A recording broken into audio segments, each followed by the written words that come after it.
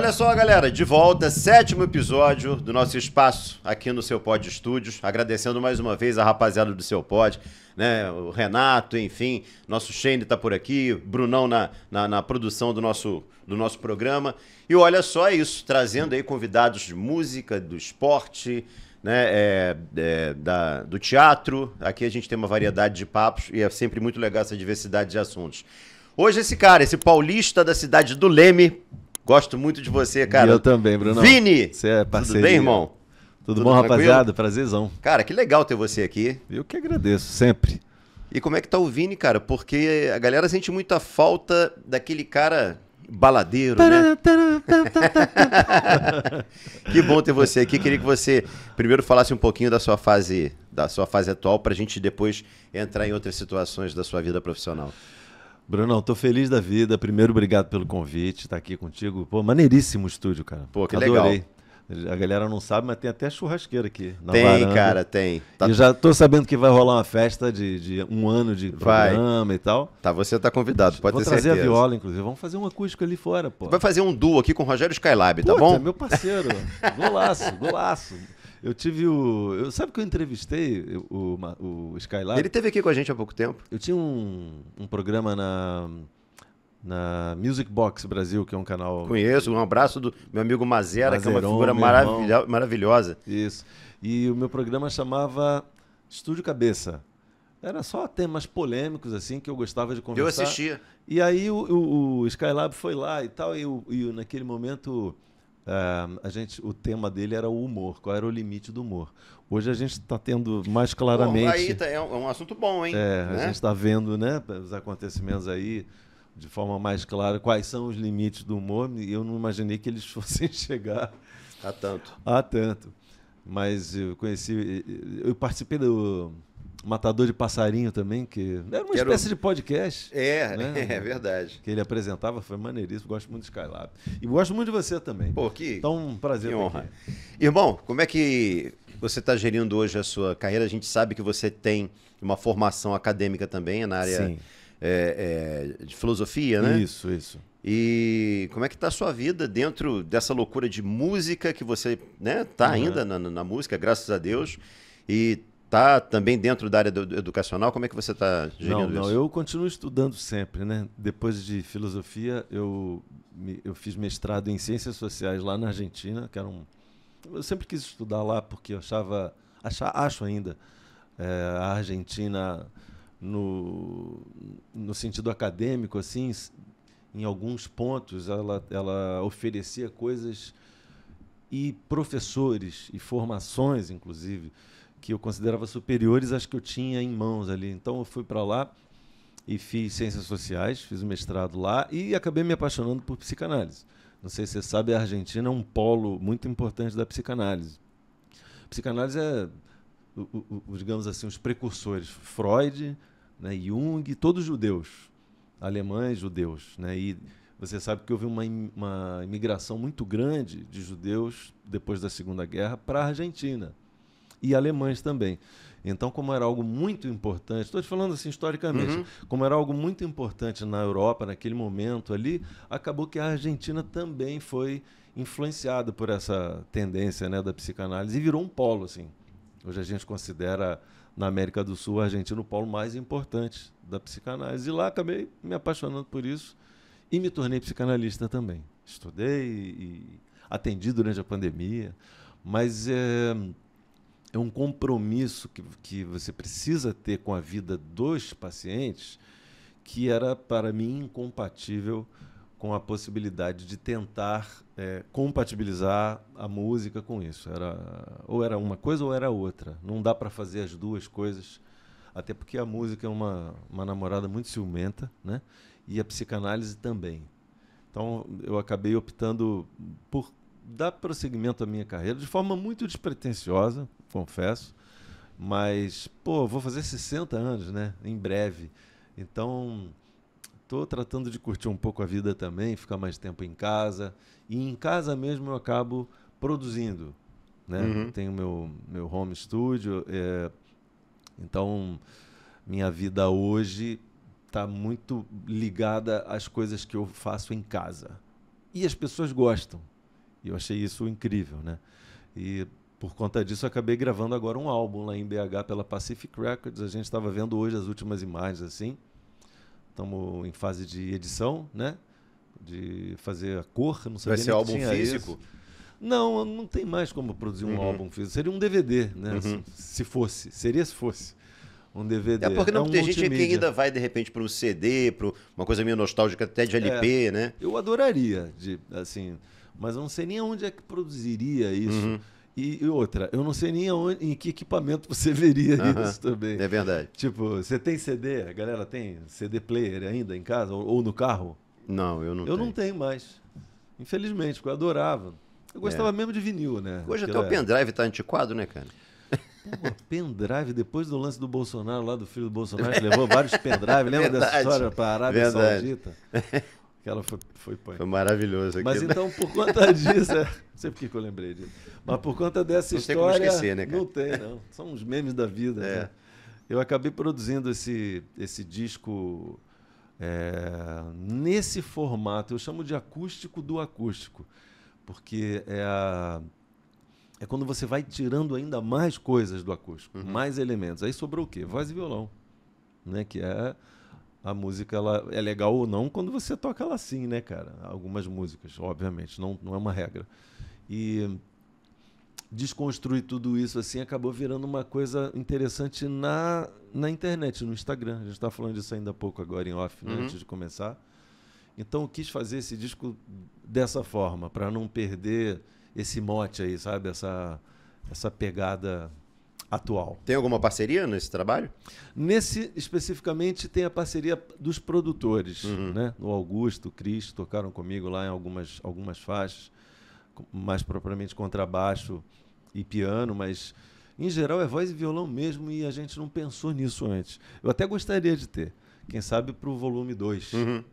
Eu chamo de volume 1 porque a gente nunca sabe como é que, né? Que as coisas vão fluir. E fora isso,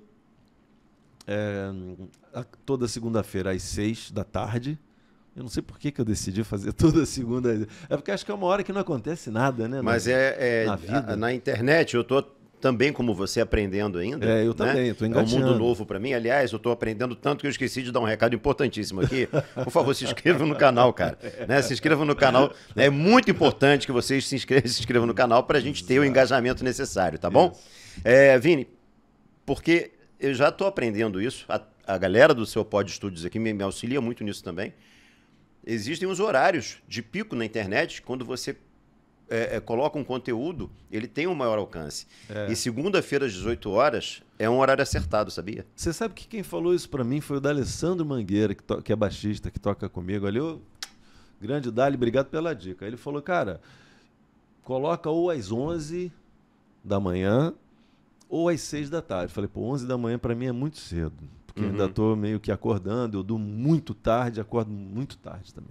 Então eu vou colocar às 6 da tarde. Eu falei, essa hora é legal, porque as pessoas estão vindo no metrô, estão vindo para casa e tal. Aí eu falei, tá, mas o conteúdo que eu vou produzir, não sei se tem a ver com isso. Ele falou, tem a ver com isso. E tem um horário noturno também, que também. Você conta com a galera que já chegou em casa, já tomou um banho, já relaxou. Que é às 11. Né? Não. A volta de 8, 9. Para mim é 11, né? Minha vida é toda mais tarde mesmo. Mas foi de cagada, tá? Assim, foi num papo tipo esse que a gente está tendo aqui. Eu falei, pronto, então vou colocar... E aí eu chamo jocosamente de acústicos de segunda. Né? Uma brincadeira, obviamente. Eu toco coisas que eu gosto muito, clássicos do pop e do rock mundial, internacional, nacional também. Toco as minhas músicas também. E algumas chegaram à marca de 1 milhão assim, de views. É bastante, né? Porque eu não tenho tantos seguidores ainda. Eu comecei faz muito pouco tempo. Mas eu tenho... recebido um carinho danado, assim, muito, muito maneiro, sabe? E isso é uma coisa que está me dando muito prazer de fazer. E eu vou fazer isso aí como uma dos motes principais da minha carreira, assim, musical. E, obviamente, por conta disso, acabou surgindo o convite da Pacific Records para gravar esse disco. Fiquei muito orgulhoso. Ficou lindo, cara. O som ficou muito foda. Ficou tudo bonito demais. Acho que em agosto já está... Pô, que legal. Nas redes sociais aí, nas plataformas digitais. Aí vai para Spotify, vai colocar em todas as YouTube, plataformas. acho que vai para tudo. Vai para barba, cabelo e bigode. A galera cobra muito isso, né? Principalmente no Spotify. Verdade. É bom até que eu possa esclarecer. Galera, nem todas as músicas eu posso gravar de forma formal e oferecer no Spotify, porque tem as questões de direitos autorais. Verdade. Né? Então, assim, informalmente no Instagram não tem problema nenhum. Mas no Spotify é exigido, inclusive, e eu acho que é bom que seja dessa forma, todo o procedimento, né? Liberação de direitos e tal. E é até bom esclarecer isso, porque o Vini não é o primeiro músico que a gente recebe aqui, e a gente não... coloca, canta tal, e a gente não pode fazer isso no YouTube, porque corre o risco de derrubar o nosso vídeo, né? Eu não sabia disso, mas eu recentemente tomei conhecimento disso. Assim, é chato, né? Mas ao mesmo tempo é uma forma de preservar ainda o direito autoral para que não vire uma bagunça e o autor daquilo ali realmente perca de todo o seu rendimento. Porque tem pessoas que vivem do direito autoral. Né? Tem muitos artistas que são apenas compositores. Né? Ou primordialmente compositores. E você não receber pela sua obra, assim, eu acho uma covardia, sabe? Uma judiaria, né? E já não está sendo tão legal assim como um dia já foi, né? A gente recebia bastante mais. O Spotify, apesar de ser hoje a maior rádio do planeta, né? Funciona meio como uma rádio, né? Não paga da mesma forma. Então, assim, é uma pequena fração do que você podia em algum momento da vida receber. Então, eu acho importante ter esse rigor, assim, sabe? Mas a gente esse álbum, por exemplo, que vai sair, todas as músicas foram devidamente liberadas pelas editoras. Esse é o procedimento. Por isso, então, galera, é isso, tá? Eu não mando para o Spotify tudo que eu gravo em casa, porque não posso mesmo, por uma questão de direitos autorais e de liberações. Vini, você falou que hoje está muito trabalhando em casa, etc e tal, curtindo família. E para muita gente isso deve ser uma surpresa. O cara que não tem um contato com você, porque você é automaticamente ligado à balada, mas pista de dança, mexe a cadeira, né? E aquelas tiazinha na época, para quem é mais antigo, mais escolado. E você não tem esse perfil hoje ou nunca teve? Nunca tive. Isso foi uma coisa que aconteceu de forma surpreendente até para mim, assim. E a surpresa não foi boa quando aconteceu, porque eu execrava um pouco tudo isso, sabe? Eu vinha de uma banda de rock, né, com Marcelo Sequinde, com Haikai. Eu vinha dali, dessa onda, né, do hard rock e tal. E aí, quando... Esse já era o meu segundo disco solo na Indie Records, a Indie era pequenininha, sabe? E aí o segundo disco, o primeiro obviamente deu em água, eu vendi, sei lá, 600 cópias, porque tinha alguns amigos, né, que compraram. O segundo estava indo pelo mesmo caminho, assim.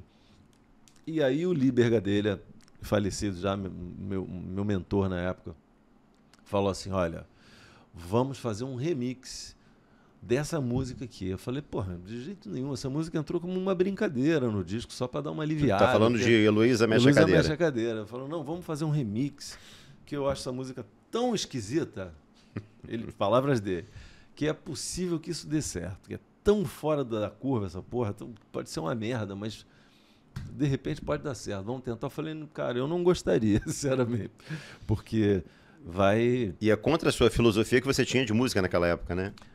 Principalmente o remix, porque se você ouvir a versão original, ela faz parte do corpo daquele disco. As guitarras, as levadas. É uma música muito mais leve do que as outras, que eram meio mal-humoradas, assim. Mas ela escapava um pouquinho da proposta do disco. Mas, como gravadora tem um CNPJ, né, próprio, independente da gente, o Liber decidiu fazer o remix com o Cuca lá de São Paulo. Achei uma merda quando eu ouvi. Falei, meu Deus, a música já não é grande coisa. Vocês ainda conseguiram piorar o bagulho, né? Fiquei tranquilo. Falei, isso realmente não vai dar em nada. Posso pensar já no terceiro disco tranquilamente. Para minha surpresa, um mês e pouco depois, a música já estava entre as mais tocadas na noite, porque ele fez um esquema naquele momento muito original. O Líber era um cara muito inteligente, assim, sabe? Ele tinha pouco dinheiro, mas ele tinha muita percepção De mercado. do movimento do mercado. Ele falou, cara, tô vendo os DJs tomando uma importância dentro da música cada vez maior. Tem DJ que toca para 4 mil pessoas no fim de semana, para 10 mil pessoas. Em São Paulo também tinha clubes enormes que lotavam e músicas que explodiam naquele ambiente e não tocavam em rádio. Para mim, o importante era rádio, TV, jornal, aquelas mídias tradicionais. E ele malandramente olhou para isso muito antes de mim, muito antes de todo mundo, chamou um DJ que era inserido no contexto, porque também tinha isso, né? Não adianta você chamar um ótimo DJ que não fazia parte daquele contexto. Não, tem que ser um cara que esteja no buchicho, que era o Cuca, que eu não conhecia, da periferia de São Paulo, depois viramos super amigos. E aí fez uma espécie de festa para os DJs do Rio, de São Paulo, reuniu todo mundo e ali lançou o single. Os caras gostaram, começaram a tocar eventualmente, e quando tocava, as pessoas pediam para tocar a música outra vez. Então foi um trabalho de formiguinha que ele teve junto dos DJs, que acabou explodindo. Quando chegou na rádio, já era um sucesso a parada. Sabe? E ninguém me conhecia, ninguém sabia que era eu. Assim, a minha imagem, ninguém sabia. Foi um trabalho realmente, eu acredito demais isso aí ao Cuca e ao Líber. A forma com que ele empreendeu essa parada, sabe? Foi bem diferente de tudo que acontecia na época, assim, porque o caminho natural sempre foi rádio, pagava aquele jabazão para rádio, né? Massificava a música na rádio, depois programas de televisão, e aí pronto, se deu certo, deu, se não deu certo, aquele abraço. Ele fez o contrário. Quando chegou a tocar no rádio, o jabá já foi muito pequeno, porque já tinha uma demanda da galera pedindo a música na rádio antes dela chegar na rádio, antes dela fazer parte da programação. Que coisa, você é um cara de rádio, você sabe como funciona sim. isso. E naquele momento era ligação, né? Era pedido, chamada telefônica. Ligava para a rádio e falava, eu gostaria de ouvir a música Mexe a Cadeira. Eu, qual? Mexe a Cadeira, não tem não? Quem é o artista? Eu falava, não sei. Sei que a música chama Mexe a Cadeira. 1, 2, 3, 4, 5 vezes.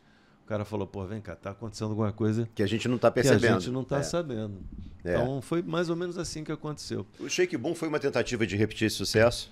Óbvio, né? Depois, uma vez que coloquei o pé ali, falei, bom, agora eu preciso entrar dentro desse circuito de verdade. Então, me aproximei muito dos DJs. Eu tinha um preconceito idiota, qualquer preconceito é idiota, né? Mas eu reconheço que eu tinha com relação aos DJs. Eu falei, cara, eu acho zoado que os caras produzem, eu não gosto. Eu venho de outro meio, né? De outra escola, né? De outra escola. E aí eu comecei a entender como funciona o trabalho do DJ. Porque eu tive que me aproximar, né? Para entender o que era aquilo ali. Então eu passei a frequentar um pouco à noite, junto dos DJs. Brinquinho me ajudou muito. Lá em São Paulo, o DJ Ferres também, na época ele se chamava Tigrão. Esses caras, eles me levavam para a noite para eu ouvir o setlist que eles tocavam, sabe? Fui entendendo, concatenando assim, como é que essas paradas funcionavam. E aí, cara, falei, acho que eu entendi. Aí eu falei, agora eu vou fazer um disco dedicado a isso. Vou convidar mais DJs para fazer mais coisas, né? Fui me aproximando cada vez mais desse universo. E aí bombou mesmo. Aí consolidou. Shake Boom, na Gandaia, o Tiazinha, Requebra. Né? Foi uma sequência, assim. E eu lembro que havia um momento da pista em que os DJs mixavam Mexe a Cadeira, Shake Boom, Requebra. Era eu mixado comigo mesmo, porque ninguém estava fazendo aquele som naquele momento. E para você sair de um estilo tipo, sei lá, house, para o Miami Bass, que era aquilo que eu estava fazendo, você quebrava a pista. Termos usados por ele. Para quebrar a pista, ela precisa de uma continuidade depois. E não tinha. Não tinha ninguém produzindo algo parecido com aquele tipo de som ali, que a gente chamava de Miami Bass. Talvez não seja o caso, mas E não tinha. Depois até começou a ter mais alguns outros artistas e tal, que tentaram fazer a mesma, mas não pegou, assim. Então, a família agradece, porque né, os direitos autorais bombavam nesse momento aí. Agora, Vini, tem uma situação que acontece muito na arte, não é na música, na arte, né? Uhum. Eu, por exemplo, recebi recentemente aqui, foi o nosso último convidado, o André Ramiro, um abraço, André, e ele disse que se sente incomodado hoje de ser lembrado sempre como o capitão André Matias de Tropa de Elite, né? Pô, cara, eu já fiz outros trabalhos, tal, tenho outros papéis que eu só sou lembrado por Tropa de Elite, isso me causa um certo incômodo. E aí, fazendo um paralelo com o seu trabalho, né? Cinema com o André, você com a música, essa coisa do Heloísa Mexe a Cadeira, é a música que remete ao Vini. Sim. Isso também te traz um incômodo ou você não dá importância para isso? Ó, durante um período da minha vida eu pensava parecido com o Ramiro, sabe? Eu falei, pô, eu tô produzindo tantas coisas mais legais do que isso. Gostaria tanto que as pessoas tivessem o apreço que eu tenho por essas coisas que eu estou produzindo. Eu acho que isso é um empobrecimento do artista quando você pega um grande feito dele e fica repetindo aquilo, né? E de forma que parece que ele realmente não produziu mais nada. Então fiquei muito na bronca durante muito tempo com isso. Até dar um passinho para trás, olhar o panorama das coisas, analisar o que é a vida artística da música ou do cinema, como você bem disse aí. Talvez isso diga muito mais a nosso respeito do que propriamente esteja ligado às pessoas, ao teu público. Porque não é que o teu público não sabe que você está fazendo coisas mais legais. É que em algum momento você produziu algo que foi tão foda, Perfeito, foi tão importante, que nunca mais vai ser esquecido. Isso é um privilégio, isso você conta nos dedos da mão quantos artistas conseguem algo parecido, sabe? Então, assim, eu diria para o Ramiro que ele conseguiu um feito dentro do cinema, um feito. entrou para a história, Daqui né? a 50 anos a gente vai lembrar dele trabalhando em Tropa de Elite, vai lembrar do personagem dele. Da mesma forma que eu espero que daqui a alguns anos as pessoas ainda lembrem de mim, lembrem de Mexe a Cadeira. Se lembrar de te encontrar de novo também, eu vou ficar feliz de um universo paralelo. Mas essencialmente Mexe a Cadeira naquele momento foi algo que não tinha como ser ignorado por quem amava e por quem odiava, mas fez parte daquilo ali. Então, é uma presunção do artista, natural, acho, do artista, querer sempre que o seu novo e mais belo trabalho Tenha suplante destaque. e tenha o destaque que aquele, naquele momento, teve. Mas é uma coisa que talvez não tenha a ver com a vida. Obrigado. Valeu, Talvez Brunão, não tenha a obrigado. ver com a vida, sabe? Não sei se a vida é dessa forma.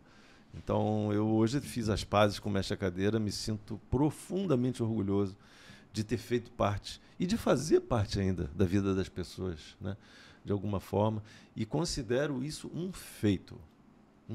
Dentro do espectro artístico, assim, eu tenho ali meu lugarzinho. Pô, que legal ouvir isso, cara. Mas eu tive que fazer as pazes, depois de talvez muita psicanálise. Idade também ajuda, né? A gente vai envelhecendo, vai olhando para essas coisas com mais parcimônia, com mais carinho também. Acho que tem a ver com isso. Eu queria saber um pouquinho do seu processo criativo, porque você é um cara muito, eu diria, eclético, né? Porque você tem uma escola do rock, né? Incoerente até, né? Interessante, se você fizer uma pesquisa, Vini, a internet vai trazer o primeiro trabalho que tinha, segundo informações na internet, influência, enfim, em The Who e no Clube da Esquina. Como é que pode isso, Vini? O Clube da Esquina eu sempre vi como uma banda de rock. Eu sempre achei o Clube da Esquina uma das coisas mais legais do rock, progressivo, assim, tinha umas coisas de Beatles, mas também tinha umas coisas meio de Yes. Mais longe do The Who. Longe do The Who, mas perto da atitude do rock, vamos dizer assim, né? Eu sou apaixonado pelo Lo Borges, acho o Lo Borges um gênio. ele deveria ser mais conhecido ainda do que é, pela importância que ele teve dentro do Clube da Esquina e o que o Clube da Esquina significou para a música da América Latina, não só projetou Milton Nascimento, né? Estamos falando talvez de um dos maiores, né, da nossa história. Então, assim, eu sempre amei a ideia de que você pode fazer mexe-a-cadeira, né? Pode ser divertido, você pode fazer música para dançar, a gente tem essa inclinação à alegria, né? O povo brasileiro tem isso. E você também pode fazer vento solar e estrelas do mar, um céu azul da cor do seu vestido, uma poesia abstrata, uma harmonia refinadíssima, né? Um arranjo magistral feito numa época incrível. Então, assim, eu não tenho como escolher um único ingrediente dentro do cardápio. Eu gosto de todo o cardápio. Eu gosto de tudo. E eu quero fazer tudo. Eu sempre quis fazer tudo. Talvez eu nunca tenha conseguido, mas o meu esforço é para fazer tudo. E eu tenho muito pouco tempo para fazer tudo, né? Dada a grandeza das coisas, a beleza de todas as coisas que são produzidas.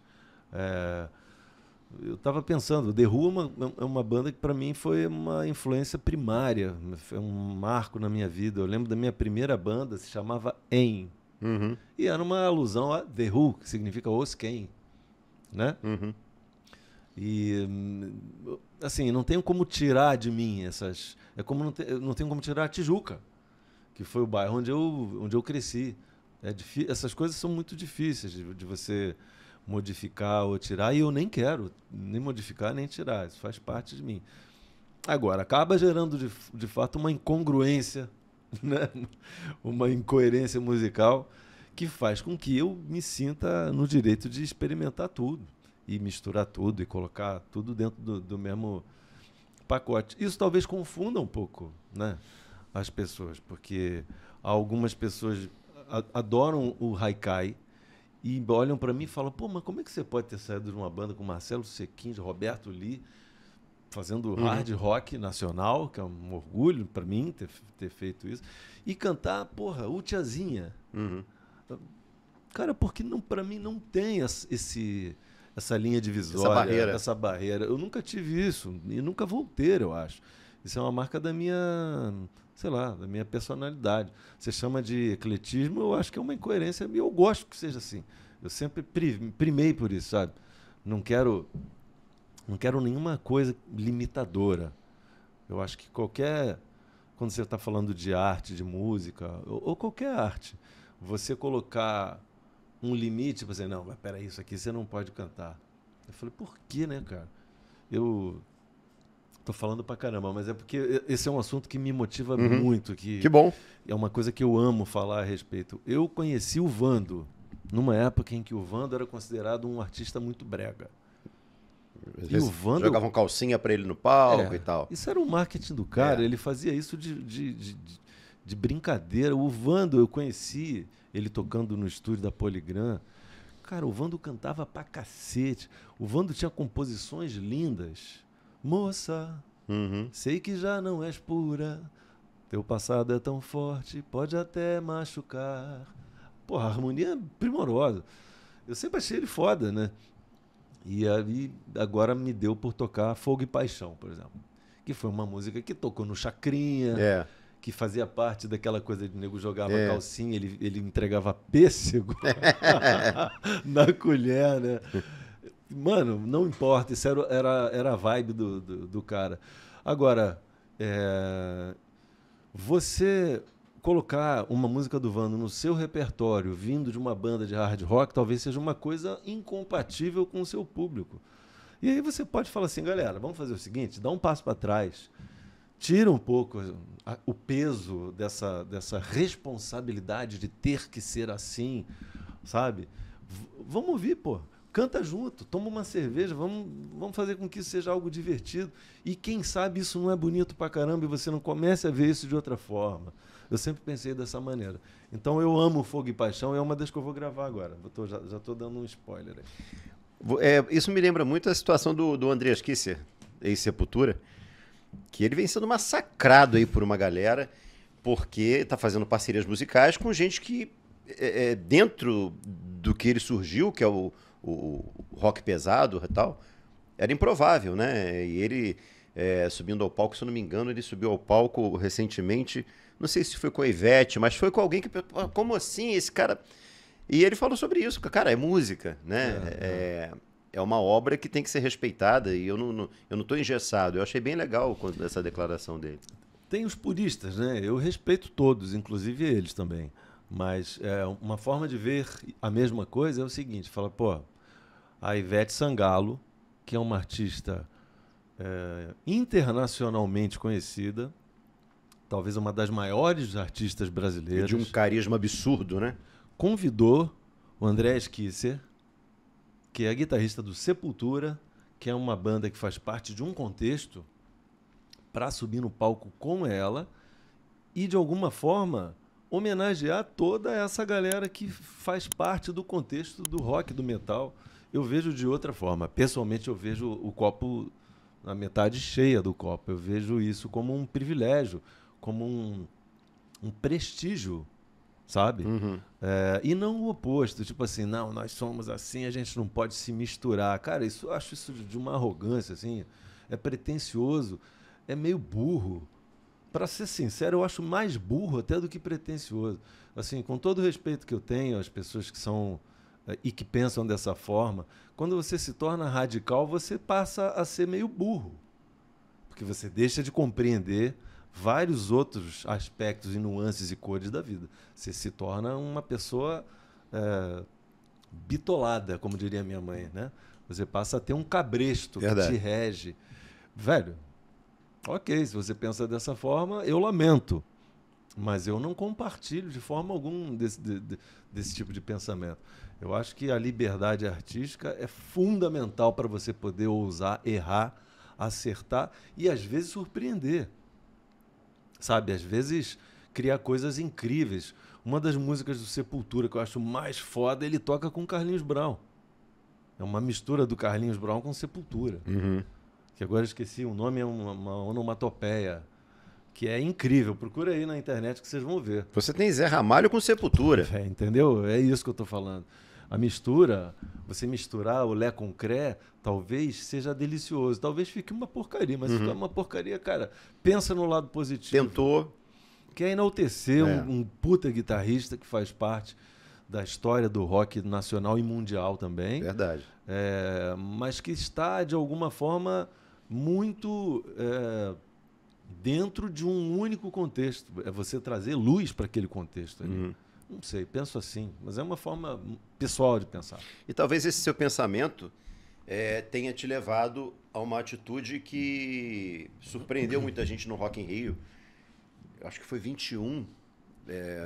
2001, quando o Carlinhos Brau, né, foi alvejado com latas e tal. A galera hostilizou o Carlinhos Brau e, na água mineral, né? E você acabou dedicando o seu show a ele por conta daquela situação, né? Foi. Eu amo o Carlinhos Brown, é uma pessoa incrível. Eu tive o privilégio de conhecê-lo lá em Salvador. Primeira vez que eu fui a Salvador, eu toquei na casa dele, que se chamava Ghetto Square, que fica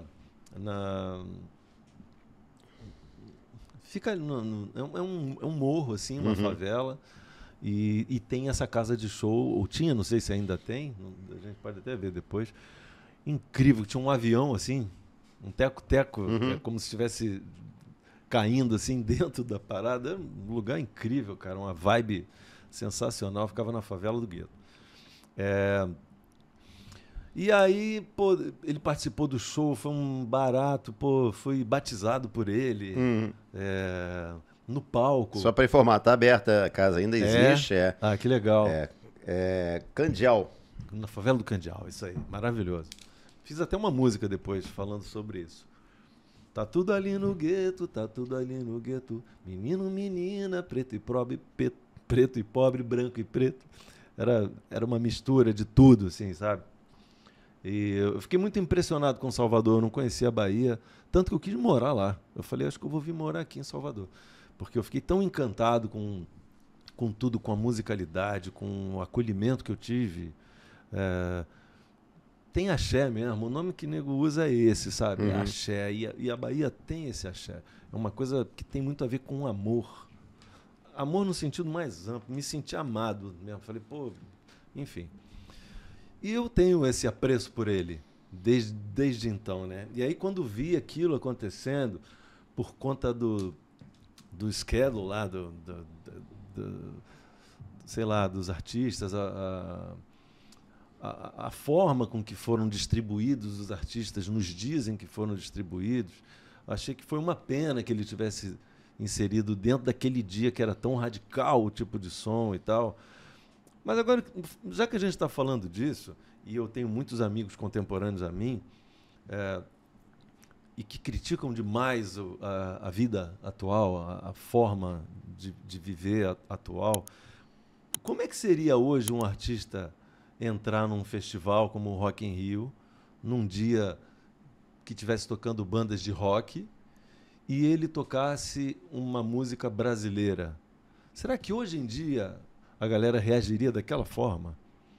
Porque foi uma forma agressiva mesmo, violenta, né? E não foi só o Carlinhos Brown, aconteceu com o Lobão, aconteceu com o Kid Abelha, com o Erasmo Carlos, como você lembrou.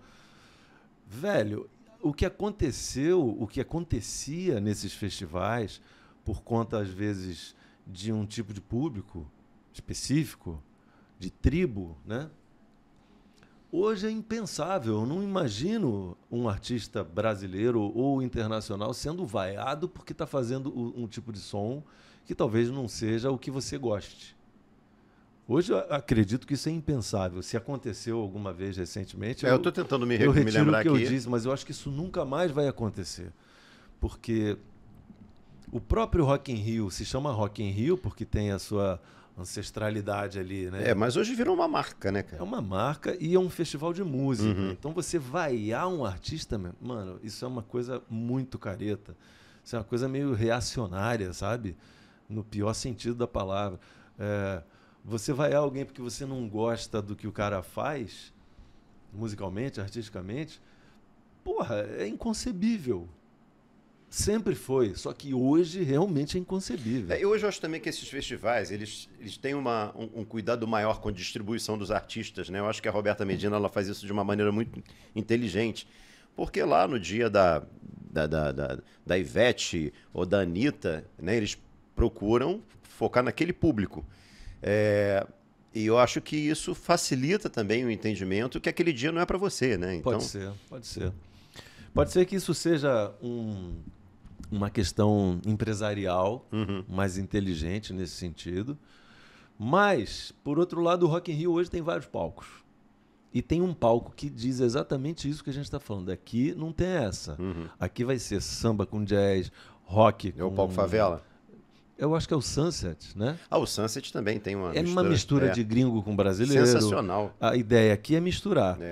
E aí tem o palco Favela, e aí tem o palco Street, que são para os artistas de rua, ou artistas que fazem um som mais underground, genérico, underground e tal.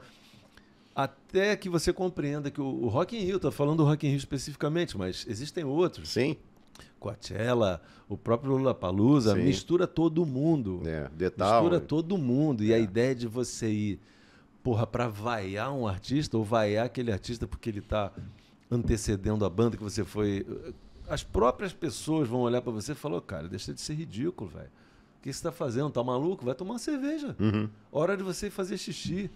Tá ligado? O que acontece em vaia hoje, para a gente não deixar passar, por exemplo... Postura política. Postura política. A gente teve recentemente o Nazi do Ira, né, num show, se não me engano, em Minas Gerais. E outras situações que não são... corriqueiras, mas que acontecem esporadicamente, né? Exatamente. Mas a gente está, assim, estamos saindo do âmbito da música. Isso tem a ver com a sua opinião. A sua opinião pode ser vaiada. Sim. Óbvio que pode. O que eu estou falando aqui pode ser execrado por uma grande parte das pessoas. As pessoas podem me vaiar por isso. Tudo certo. Agora, me vaiar porque eu tô tocando a minha música, pô, eu acho isso um puta desrespeito. Não a mim, a todo e qualquer artista. É disso que eu tô falando. Se você fala alguma coisa inadequada, ou que você, sei lá, imagina adequada, mas que para a maioria das pessoas, ou para uma parte delas, não caiu bem, assuma o risco. Faz parte do jogo. Do jogo e do espetáculo e da responsabilidade que você tem com as coisas que diz, né? Agora, você ser vaiado por causa de uma música, cara, por causa de um estilo musical, porque as pessoas estão ali para ver, sei lá, o Guns N' Roses, aí vai o Pablo Vittar, aí hoje é impensável isso. Isso ainda não mais acontece. Com a estrutura desses festivais que você falou, né? Pô, vira as costas, vai beber uma cerveja, exatamente, vai pra roda gigante, entendeu? Eu acho que é isso. Fora que, assim, uma questão cívica inconcebível hoje, moralmente falando, que você vai um artista porque você não gosta do que ele obra faz. dele. Porque você não gosta. Sai, cara.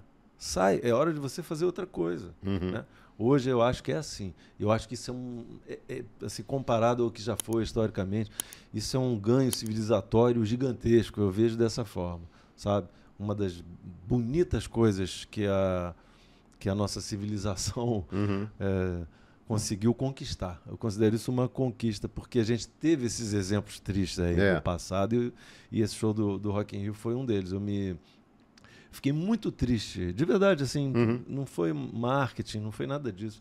Eu quis dedicar aquele show ao Carlinhos Brown como uma espécie de abraço, um carinho a ele, sabe? Tipo assim, cara, isso... espero que não marque a sua... De fato não marcou. Marcou a história dele, mas não marcou a vida dele, né? A trajetória dele. Tremendo artista brasileiro. Ô Vini, eu queria saber um pouquinho da sua história com o LS Jack, né, cara? Assim, você tinha o Marcos Mena, que teve aquele problema, enfim, e acabou... Ele fez uma lipoaspiração e teve uma... Foi um choque, não foi? Um choque anafilático, mas foi posterior. Ele já estava se recuperando, assim, e aí acabou tendo um coma. Foi uma coisa muito triste naquele momento lá. Ele ficou muitos dias fora do ar mesmo e acabou tendo algumas sequelas, né? Tá voltando. Mas ele agora tá cantando, aos poucos, eu tô acompanhando ele. Eu recebi esses dias a música nova dele. Agora, muito bonita, eu gosto muito dele também. Uma figura maravilhosa. Mas como é que foi essa sua experiência no LS? Quanto tempo você ficou no LS Jack? Foram 4 anos. 4 anos, 4 anos. Nós sempre fomos muito amigos, muito próximos, né? Toda a banda? Toda a banda, nascemos na mesma gravadora. O Bicudo, que é o batera do LS Jack, tocou comigo na... Deixa eu mandar um abraço pro meu querido Morel, que é uma figura sensacional também. Um dos maiores guitarristas que eu já vi tocando assim de perto. Então, assim, eu sempre tive essa proximidade, até de compor mesmo. Eu me lembro que eu fiz... A música que se chama LS Jack foi uma composição que eu fiz para eles. Depois disso, participamos mutuamente de alguns programas juntos. A gente estava sempre juntos, saía para comer sushi, essas coisas. Sempre fomos muito próximos, né? E por uma ocasião daquela fase ali em que eles estavam voltando sem o Marquinhos, eu acabei me candidatando à vaga. Eu falei, não, quem vai cantar no LS Jack sou eu. Porque eu gosto deles como pessoa, gosto das músicas, gosto do repertório. Como músicos, são incríveis, são maiores músicos assim, que eu tive o prazer de tocar até hoje. E começamos a compor junto, começamos a fazer o show juntos, cantando minhas músicas e do LS Jack. Então era um show muito interessante, né? Para o público também, que você juntava 2 artistas. Né? Então foi bastante legal. E a coisa estava começando a decolar. A real é essa. E aí veio o peso da lesão que eu tive. Eu tive uma lesão bem importante na glote. E eu só fiquei sabendo desses termos tecnicamente médicos e técnicos depois que eu tive o negócio. Né? Eu tive uma fenda glótica. Tive e não tenho. Não é uma coisa que eu consegui curar. Hoje, o efeito acabou, para mim, sendo interessante, porque eu tenho um drive na voz que eu não tinha. E ele é natural, eu não tenho que forçar o drive, ele vem.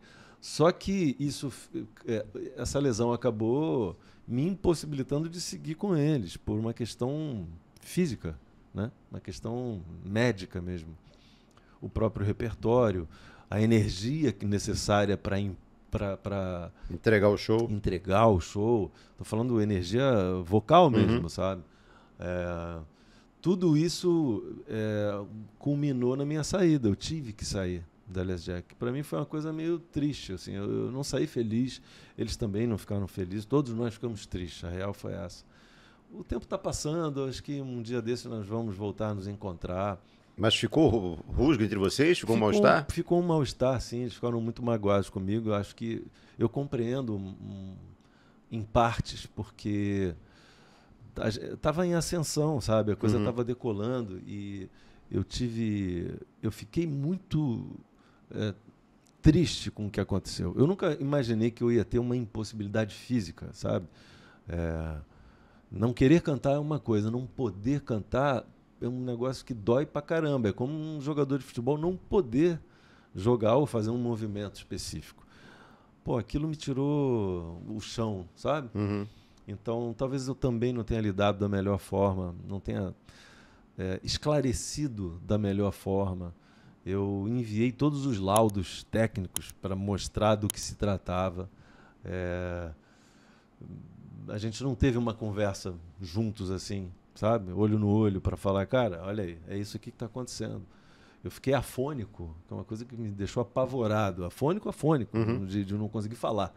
Afinar uma nota, esquece. Eu fiquei meses sem conseguir dar uma nota, assim, sabe? Então, assim, foi uma questão física, foi uma questão psicológica para mim, muito importante. E acho que o tempo, de alguma forma, vai acomodando todas essas coisas. Espero que daqui a uns anos a gente se reencontre. Eu não digo para tocar juntos, nem nada, mas para que a gente possa tomar uma cerveja sem sentir dor, sabe? Sem que isso seja uma coisa triste ou que tenha ficado essa... Que isso vá amenizando aos poucos, né, com o tempo. Espero mesmo. E hoje, ainda, eu não poderia estar com eles. Ainda hoje, mesmo fazendo os acústicos de segunda, todos os tons eu abaixei até que se torne confortável e que não ofereça risco. E além dos tons, tem toda a questão do volume com que isso é feito.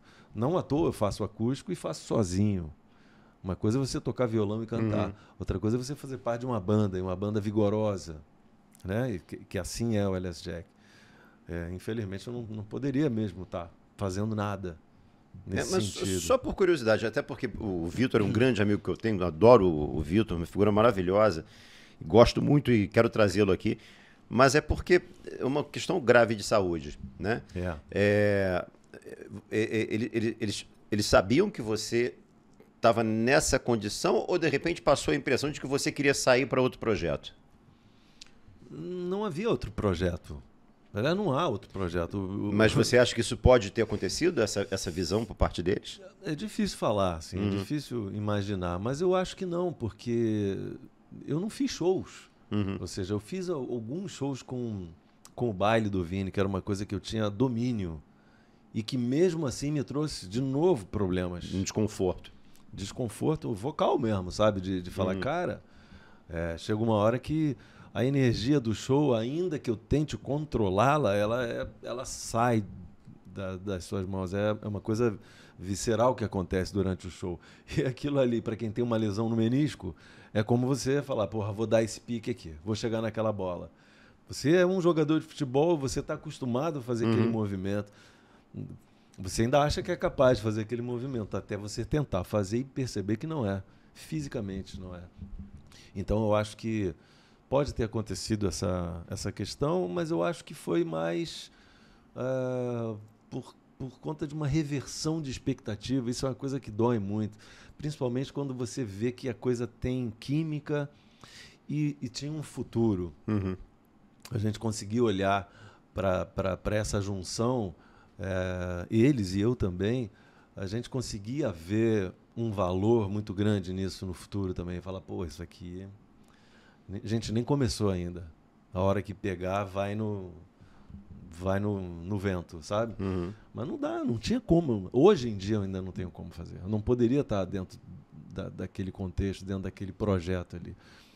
Então eu acho que é mais uma questão de compreensão mesmo pessoal, isso vem com o tempo às vezes. Algumas coisas a gente precisa de tempo para assimilar algumas dores, né? E eu amo muito o Vitinho, é um cara, como você falou, que tem um coração desse tamanho. Eu entendo as dores e num determinado momento eu falei para eles, a gente era muito próximo, eu falei, cara, este é o momento de cada cachorro lamber sua própria caceta, infelizmente, porque eu também estou sentindo dores. São dores físicas e que era uma coisa que não passava, tá ligado? Eu tive uma faringite crônica que não acaba nunca. É como se você tivesse sempre com dor de garganta, sempre. E tudo isso provocado por causa dessa bendita fenda glótica, que ela surgiu por conta de um esforço para alcançar não apenas notas, mas a energia daquela nota, né? O punch daquela nota, a impressão daquela nota. E aí a minha fono, ela falou assim, cara, o que eu aconselho você a fazer nesse momento é dar uma pausa, uma bela pausa. Eu te diria assim, eu não sei quanto tempo, mas você precisa parar de cantar. E foi quando você se aprofundou nos estudos? Não, eu me aprofundei na minha vida psíquica nesse momento, porque eu precisei fazer. Quando você termina um namoro, ou um casamento, ou sei lá, quando você dissolve não que não foi o caso, mas quando você sai de uma banda, de amigos, isso causa dentro da sua vida uma espécie de um buraco, né? Isso foi uma coisa que me causou dor também, e eu fiquei quietinho. Eu falei, cara, eu não vou tratar isso aqui como uma coisa pública, sabe? Fui eu que levantei a mão e pedi para sair, mas eu não fiz isso porque eu quis, ou porque eu não gosto das pessoas, ou porque eu não gostava do que estava fazendo. Eu fiz isso porque eu precisava fazer isso. Foi uma questão física. Quando você para sei lá, de jogar tênis. Eu lembro do Guga falando, cara, eu tô parando de jogar, não é porque eu não sei, ou porque eu não quero, é porque eu não posso. Consigo mais. Eu não consigo mais. Eu não conseguiria hoje estar cantando com LS Jack. Infelizmente, porque o que a gente fazia era muito maneiro. Todas as pessoas que ouvem falam, pô, foi tão bacana aquilo ali, cara. Tinha muito futuro, né? Mas eu vejo hoje também que eles, dentro da própria banda, deram um jeito. O Vitinho tá cantando bem. Tá muito bem, Ele sempre cantou bem. Mas agora ele tá cantando melhor ainda. E tá ali representando a parada. E eu acho que é muito legal que seja um núcleo. Eles são amigos de infância, né? E eu sou um entusiasta disso daí. Eu acho que isso aí vai gerar bons frutos. E vai trazer paz também. Né? Que assim seja, cara. Que assim seja. Como é que está a sua relação com o palco, então? Porque você disse que essa fenda, ela é permanente ou você ela pode... é permanente. Ela não retrocede mais? Não, eu poderia fazer o que chamam de lifting vocal, mas eu não tenho o menor interesse em fazer isso. Até porque, como eu te falei, eu tive perdas, mas eu tive ganhos. E esses ganhos, para mim, são mais importantes. Esse drive, que agora me é peculiar, para fazer o acústico acabou se tornando charmoso. Algo tipo na onda do Rod Stewart, do Bryan Adams, né? Que é aquela poeira que tem na voz, assim, que eu nunca tive. E agora eu tenho. Então, isso para mim foi uma coisa maneira. Obviamente eu não posso fazer toda e qualquer coisa, mas dentro Tem que baixar o tom em algumas músicas, né? Baixar o tom e baixar o volume das coisas também. Porque é sutil, né? É uma coisa mais sutil. Mas eu acho que isso foi um ganho também. Então, assim, eu lido com isso até com carinho. Hoje eu tenho carinho por isso. Mas isso já afasta ainda dos palcos ou você vai para o palco modelando da maneira que você se sinta confortável? De forma muito moderada. Eu fiz alguns shows com o baile do Vini e também acho que, infelizmente, não vou poder fazer muitos. Eventualmente, assim, pode ser até que role, mas eu não posso fazer uma turnê, sabe? Mas uma turnê do acústico de segunda, isso aí talvez fosse interessante. Isso é uma coisa que eu penso ainda. Para alcançar isso, eu espero ainda aumentar o número de seguidores no Instagram, que está crescendo muito, tá? Assim, eu tinha 15 mil tem, sei lá, 4 meses. Hoje tem quase 70. E tudo isso produzindo apenas isso. Eu não estou fazendo nada, não estou mostrando a cor da cueca, não tem apelação nenhuma. A única coisa que eu faço é tocar música, é fazer música, voz e violão. E isso está tendo uma repercussão muito bacana. E se você olha os comentários, são tão carinhosos, isso é uma coisa que me envaidece, mas me abraça também, sabe? Porque a ideia de que eu não pudesse mais cantar, para mim, foi uma coisa que me aterrorizou. Eu tive pesadelos com isso. Então, assim, poder cantar de uma forma menorzinha, uma coisa menor, uma coisa mais íntima, acabou trazendo essa proximidade também, né? Com as pessoas, com o público. Sei lá se isso não é sei lá, um caminho que se abre para que você olhe para isso com mais carinho, né? Não sei. Duvido botar uma água. Faz esse favor, Brunão. Grande Bruno. E aí, aqui ninguém erra o nome de ninguém, né? Valeu. O Vini, você hoje, dentro desse seu trabalho, tá? Você vislumbra alguma coisa? Porque você falou que o seu pacote você não tem preconceito, discriminação. Nenhum. Né? Mas tem alguma coisa que não entraria, por exemplo, e isso aqui não é uma crítica ao gênero musical, mas eu particularmente, não gosto de sertanejo. Tá? Não que seja ruim, é o meu gosto pessoal. E o meu gosto pessoal não vai ditar o que é bom e o que é ruim. Né? Tem alguma coisa do seu gosto pessoal que não entraria? Não. Ando devagar, porque já tive pressa, levo esse sorriso, porque já chorei demais. Isso é sertanejo. Então, assim, é muito então já me quebrou aí, porque eu adoro essa música. Então, é sempre... Obrigado, irmão. É sempre importante a gente ter os ouvidos e a mente aberta para ouvir. E aí falar, não, isso aqui eu não gostei. Ouvi, mas, sei lá, achei pobre musicalmente, ou não tem a ver comigo, essa palavra eu não gosto de cantar. Beleza, isso aí faz parte, você não precisa gostar de tudo, mas você não precisa não gostar de tudo que é feito dentro de um determinado segmento, né? Por conta de uma atitude que se espera de alguém que goste de outro determinado... Isso é que eu acho careta pra caralho, que é a minha crítica ao rock, ao roqueiro, né? Ao roqueiro jaqueta de couro. Isso. Esse estereótipo de que você não pode gostar de outra coisa que não seja aquilo, isso é uma burrice fodida para mim. E eu não acho que as pessoas sejam assim. Eu acho que elas, às vezes, permitem isso. Se auto-permitem ser assim. Mas isso está longe de ser da nossa natureza. A nossa natureza como espécie é buscar tudo. Nós somos onívoros, né? Em termos alimentares. E eu acho que nós somos onívoros também, fazendo uma brincadeira aqui, em questões sensoriais, sabe? Outro dia eu estava em casa, por acaso eu assisti um filme do Drácula. Eu sou fanático pelos filmes de Drácula antigos, do Christopher Lee, né? Essas paradas assim. E aí eu ouvi a trilha sonora do filme, cara, era uma coisa que me... Falei, cara, isso aqui dá medo só de ouvir, mesmo sem ver o filme.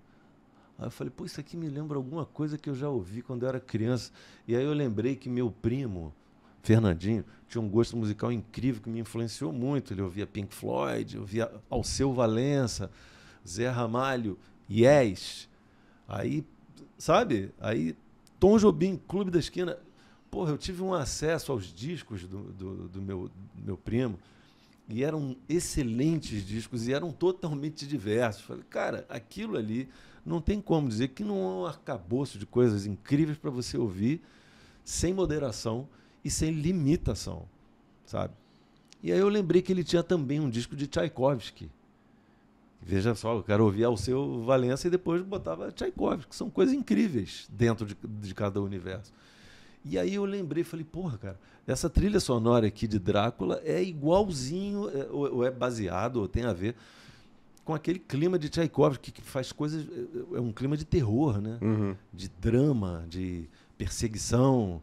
Você ouve tudo isso, mas para você ouvir isso, você tem que estar com todos os sentidos abertos, aguçados e livres, sem obstrução. Quando você obstrui... Obstrui?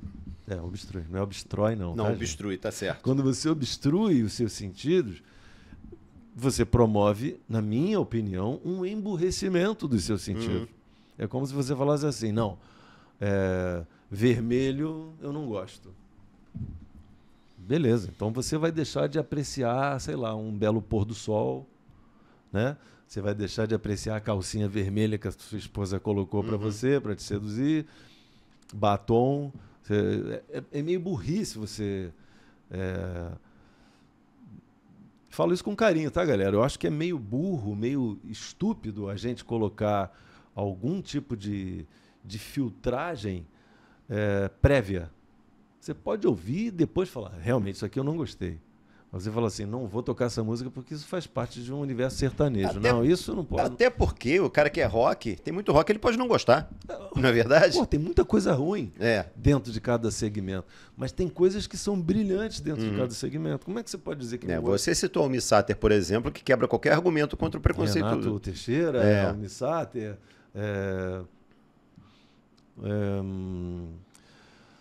Quer ver? Eu esqueci o nome dele, que era o rei dos caminhoneiros também, que teve uma polêmica. Sérgio Reis? Sérgio Reis.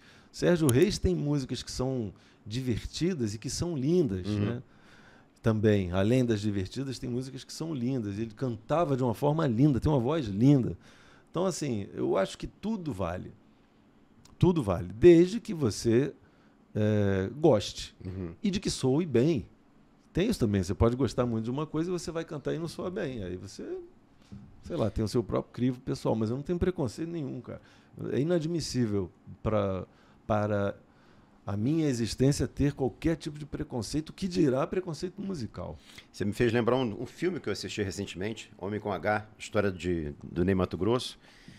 E o Ney, ele encarnou muito bem isso no Secos e Molhados, né? Que ele falou, cara, eu não vou ficar engessado, vocês estão querendo me engessar, eu não vou engessar. Não sei se você teve a oportunidade de assistir o filme. O Cazuza também, em algum momento. Cazuza era outro, né? Em algum momento falou, pô, eu quero cantar MPB. Eu quero cantar bossa nova, eu quero, né?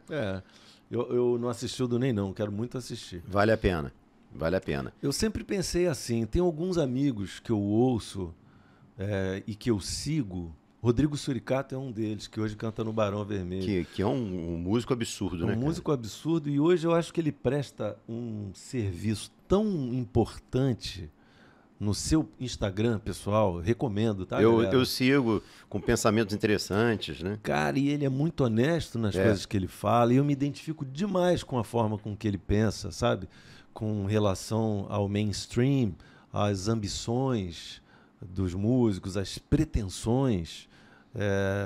Velho, é uma aula de desencaretamento. E de desconstrução também, né? Daquela coisa. Exatamente, recomendo, tá? Ouçam Rodrigo Suricato, ele tá certo sempre. É impressionante. E eu penso muito que talvez isso seja um reflexo dos novos tempos mesmo. A gente estava falando ainda há pouco do público. O público também está desencaretando. O público também está tirando essas limitações, essa amarra, sabe? Então, assim, o que eu pretendo fazer com os acústicos de segunda é surpreender, sempre. Quando você achar que você já sabe o que eu gosto de fazer ou o que eu pretendo fazer, eu vou meter um Vando, sabe? E vou fazer o possível para soar muito bonito, para honrar a história do Vando, a relação que eu tive com ele, sabe? Ele foi muito gentil comigo, assim. Ele foi da Indie. Acho que a última gravadora dele foi a Indie Records. Eu conheci ele no pátio da Polygram. Chamava-se Polygram, depois se tornou Universal. Eu estava indo lá gravar uma fita demo e ele era o Vando já, né? E aí eu encontrei e falei, pô, cara, minha mãe gosta muito de você. E é verdade. E aí ele falou, que legal, você é músico. Eu falei, eu tô gravando aqui no estúdio, pau. Aí ele falou, eu vou tomar um café aqui, daqui a pouco eu vou lá. Aí eu falei, vai nada, né? Então, não sei o quê. E ele foi mesmo. E falou, pô, que bacana, cara, eu também gosto de rock. Era o Haikai, a gente estava gravando o Haikai. Então, assim, um carinho tremendo pela pessoa dele. E recomendo que vocês ouçam tudo, de todo mundo, sabe? Porque a gente está... E aí é uma crítica, né? A gente está passando um momento meio da vida que eu não sei se tem volta, que é ouvir só um pedacinho de cada coisa, de ver a internet corte. trouxe isso, cara. Você estava falando ainda há pouco dos cortes, né? O corte é maneiro, cara, mas o corte faz parte de uma história. A história, às vezes, é muito mais legal do que o corte. né? O corte pode, inclusive, não representar o que foi o papo. Às vezes um trecho, um refrão pode não representar o que foi um disco, né? Disco, eu ainda chamo disco, mas... Enfim, eu acho que é isso. Quando você faz um álbum de músicas, você está fazendo uma coisa que é uma fotografia, o corte, mas o filme, ele é mais completo. Talvez você nem goste tanto da foto, mas você pode se surpreender com o filme. Não sei, só uma sugestão minha. Eu vou aproveitar essa fala do Vini para dizer a galera, já estou antecipando, isso aqui vai ser um corte da nossa entrevista e pode ter certeza, está valendo muito a pena assistir porque esse cara tá falando coisas maravilhosas aqui, coisas incríveis. Que bom, Bruno. Obrigado, não, o papo está sensacional. Você é meu amigo, a gente é suspeito. Você já sabe que eu amo rádio, né? E eu amo a narração esportiva. Acho que nós já falamos isso em algum momento. Foi um dos meus sonhos de infância. Eu queria ser narrador esportivo. Eu era muito fã do Jorge Cury, Valdir Amaral. E você, cara, eu considero que aquilo é histórico. Você fez parte de uma das narrações mais fodas da história do futebol, que foi quando o Botafogo venceu a Libertadores, né? Com a narração do Bruno Cantarelli. E você estava ali fazendo os comentários. E foi um jogo dramático, que o Botafogo já... Porra, eu me emocionei pra caramba naquele jogo. Eu também, eu sou vascaíno. Nós somos, né? Então. E eu me emocionei, cara, com a forma com que vocês transmitiram aquilo. Porque eu acho que vocês estavam emocionados mesmo. Assim. É uma coisa que não dá meio pra mentir. Eu estava, inclusive, no meu Instagram, eu faço os comentários pós-jogo, né? E eu realmente tive que segurar para não chorar no meu comentário, porque a atmosfera no estádio Newton Santos era um negócio de maluco. Incrível, histórico. Aquilo foi uma narração histórica. Eu sou muito fã do Cantarelli, porque ele, apesar de ser muito jovem, ele me faz lembrar ídolos de infância. A gente estava falando ainda há pouco, né? Tem também o Garotinho, que a gente não pode... Cara, você sabe que eu tenho um privilégio, isso aí eu carrego comigo, né? No meu caso, é a minha Heloísa Mexe a Cadeira, que eu trabalhei. Para mim, são dois gênios de gerações distintas. Um foi o Garotinho, tive o privilégio de fazer parte. Araújo, sou eu! Mano, isso para mim eu me arrepio, porque faz parte da minha vida. E no primeiro jogo que eu trabalhei com ele, quando ele me chamou, eu era repórter, estava atrás do gol. Quando o Garotinho me chamou, eu falei, cara, essa voz que eu sempre ouvi tá me acionando porque eu sou um membro da equipe dele. Isso ficou muito marcado. Orgulho, né? E beijo, Garotinho. Tenho uma admiração enorme por ele. A gente se fala até hoje. A gente faz aniversário muito próximo. E o outro é o Bruno Cantarelli, que são dois caras que têm a mesma característica, né, o Vini? São dois caras que inovaram, que trouxeram um linguajar novo para a narração esportiva e saíram daquela caixinha. O Cantarelli fez o que o Garotinho fez lá na década de 80, né? Cantarelli, eu acho ele um monstro, cara. Eu não conheço ele pessoalmente, eu gostaria muito um dia de encontrar com ele. Vamos marcar uma cerveja, um café, que seja. Para poder falar isso pessoalmente para ele. Eu acho o Cantarelli um monstro. Ele é um novo maior narrador do rádio, para mim, na minha opinião. E eu, como apaixonado pelo rádio, pela narração esportiva, mais do que tudo, assim. Pô, eu lembro de menino, eu tinha um radinho da Philco, assim, era muito legal assistir o jogo pela TV, mas, mano, não tem nada que se compare à narração do rádio. Estilo aquele radinho ali em cima? Exato. É tipo isso. É isso. Não tem nada que se compare a isso daí. E eu ainda tenho uma memória afetiva com o som do radinho, que é um som que tem muito médio, né? Muito agudo, e não tem aquele grave. Agudo na hora do tempo, né? Tem um agudo e tem um reverb.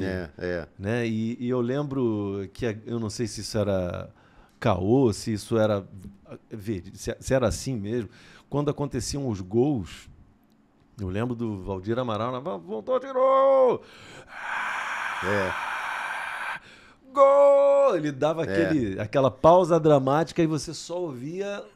Eu acho que aquilo era o som do estádio. Não sei se era o som do estádio, se o microfone captava aquilo ou se era um... Não, tem o microfone de externa. O microfone na...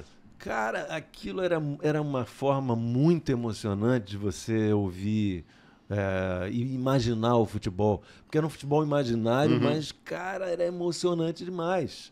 Né? Então eu tenho um amor mesmo, um carinho muito grande pelo pela narração esportiva do rádio. Então, eu queria aproveitar aqui para dizer isso para você também. Que legal, Acho você brilhante, você fez um momento tão foda do Botafogo. Eu sou vascaíno, porra, e eu me emocionei ouvindo o Botafogo, tá ligado? Torcendo pelo Botafogo.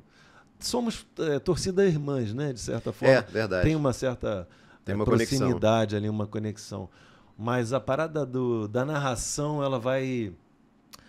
É meio música para mim aquilo ali, sabe? Ela consegue realmente emocionar de uma forma que às vezes a imagem não compate, né? Não é de tal forma emocionante também.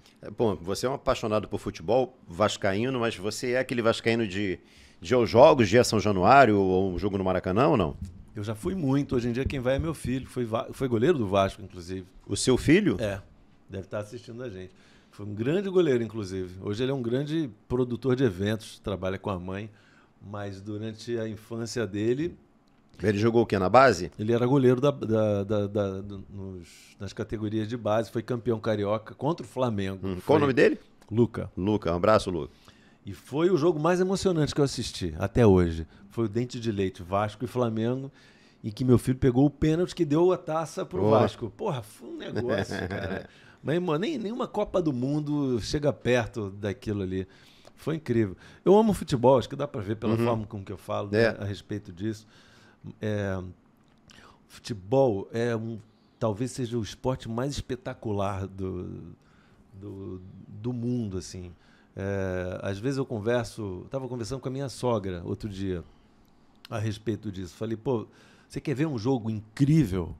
Uma coisa que parece um roteiro de filme? Grêmio e Náutico e Grêmio, aquele jogo no Estádio dos Aflitos. Né? Não sei se você lembra da sequência de fatos que foram ocorrendo. Foram não sei quantos expulsos do Grêmio, pênalti a favor do Náutico. Porra, e aí o cara pega o pênalti, na sequência o goleiro ainda vai e o Grêmio faz o gol que dá a vitória. Foi uma coisa incrível, assim. Você não precisa ser só vascaíno quando você fala de futebol. Futebol tem histórias incríveis. Verdade. Né? É muito rico. Acho que é o esporte mais foda do planeta. Eu sou fanático. Concordo. Para você, também é aquele jogo de 2000 da Mercosul, Vasco Palmeiras, o jogo inesquecível? Do 4-3, né? Foi virada. Cara, tem um jogo do Vasco que sumiu na história, desapareceu, foi um jogo desimportante, mas foi a primeira vez que eu fui a São Januário assistir um jogo. Foi Vasco e Americano, de Campos. Americano do Caixa d'Água. Jogava na primeira divisão naquele momento. Nem o estádio Godofredo Cruz existe mais, demoliram. Não existe mais o Americano? Não. O que é uma pena. Quer dizer, eu sei que o estádio não existe. Sinceramente, eu vou até fazer para não falar bobagem. Né? Até porque eu não posso me dar esse direito porque eu trabalho com futebol. Mas o americano, isso eu posso afirmar, ele não disputa mais primeira divisão há muito tempo. Não, a primeira divisão foi há muito tempo. Mas eu lembro que Campos tinha o Goitacás, né, que era o uniforme azul. O Americano, que era meio listrado preto e branco. Preto e branco. E foi o primeiro jogo que eu fui assistir em São Januário. E o Vasco ganhou de 2-1 do Americano. Isso foi nos anos 90. Cara, esse jogo, para mim, eu tenho muito gravado assim na memória todos os detalhes, sabe? Desde quando eu cheguei em São Januário, que eu passei pela roleta, que eu não fui na arquibancada, não. Eu fiquei naquelas cadeiras, sabe? O intervalo do jogo, a sensação muito familiar de fazer parte de um contexto ali, sabe? São Januário, para quem nunca foi, é um estádio pequeno e é um estádio que é frequentado por famílias inteiras, né? Vai o pai, a mãe, o vô, fica dentro. Tem um restaurante maravilhoso, né? Delicioso. Eu já comi ali uma vez, que eu acho que com o Vaguinho. Eu fui fazer um programa do Vasco TV lá com ele. E aí você pode passear pelo estádio e parece que você está em casa, que você está no seu clube. Uma parada meio de bairro, sabe? Então eu tenho um carinho especial pelo estádio de São Januário, pela camisa do Vasco. Eu sou um apaixonado pelo Vasco, pelo Roberto Dinamite, que me fez ser vascaíno, que eu tive o prazer de conhecê-lo. Eu também. E de ter a minha camisa autografada por ele. Eu também. Isso lá em casa. Meu filho falou, pai, a gente tem que fazer um quadro. E eu falei, eu só não quero fazer um quadro porque eventualmente eu visto aquela camisa autografada pelo Roberto ali. Mas, então assim, eu tenho uma história com o Vasco muito íntima, sabe? O mais legal é o seguinte, eu comecei a torcer pelo Vasco antes de conhecer o time por causa da minha avó. Minha família inteira são todos flamenguistas. Minha mãe, minhas irmãs, os namorados das minhas irmãs eram todos flamenguistas. E minha avó torcia para o Vasco, não porque ela era vascaína, mas ela torcia para o Vasquinho de Morro Agudo, que é uma cidade próxima do Rio de Janeiro, e tem um clube que se chama Vasquinho, que tem as mesmas cores do Vasco, e jogava o campeonato da cidade e tal, não sei o quê. E minha avó era fanática pelo Vasquinho. E aí, por conseguinte, acabou sendo torcedora do Vasco também. E como ela era a única torcedora do Vasco e todos os outros eram flamenguistas, todo o resto era... Eu falei, vou torcer com a minha avó, né? E aí não sabia que eu me apaixonaria pelo time dessa forma e pelo futebol e tal. Então, eu tenho profundo amor e carinho pelo Vasco, sim. Estou declarando essa paixão aqui publicamente, mas a galera que me conhece de perto já sabe disso. Pô, que legal, cara.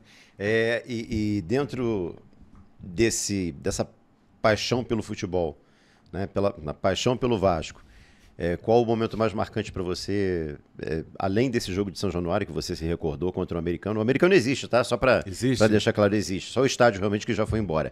Mas está jogando? Tá jogando Copa Rio, né? Tomara que volte. Era um time importante, assim. O Americano deu muito trabalho. Cara, muitos times...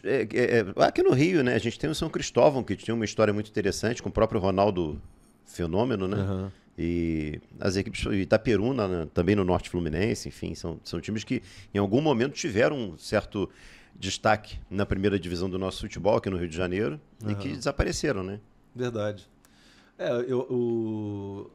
Mais recentemente, assim, a Friburguense, né? Eram times que eu lembro que jogavam e davam trabalho, assim, não era um jogo mole, não. O Vasco acho que perdeu para a Friburguense, inclusive.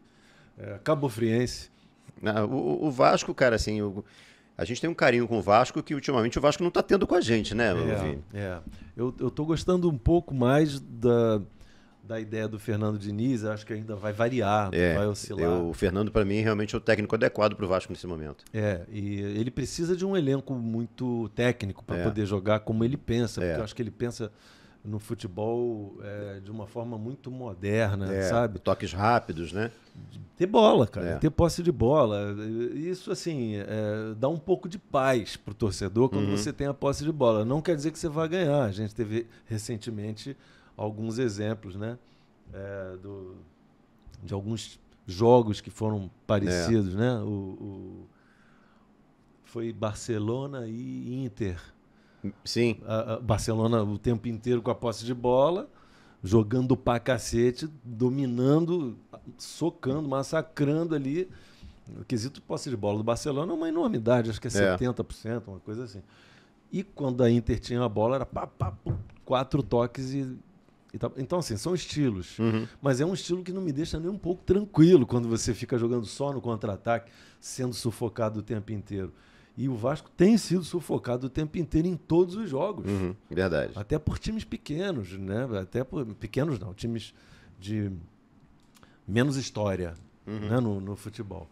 Então, assim, eu acho que o Fernando Diniz está dando uma característica... É até legal essa data FIFA aí mais longa, para ver se a galera dá uma ensaiada legal nessa saída de bola, essas coisas arriscadíssimas, né? De sair tocando com o goleiro, cara, eu fico arrepiado, assim. Eu também. Esperando o momento em que isso vai dar ruim, sabe?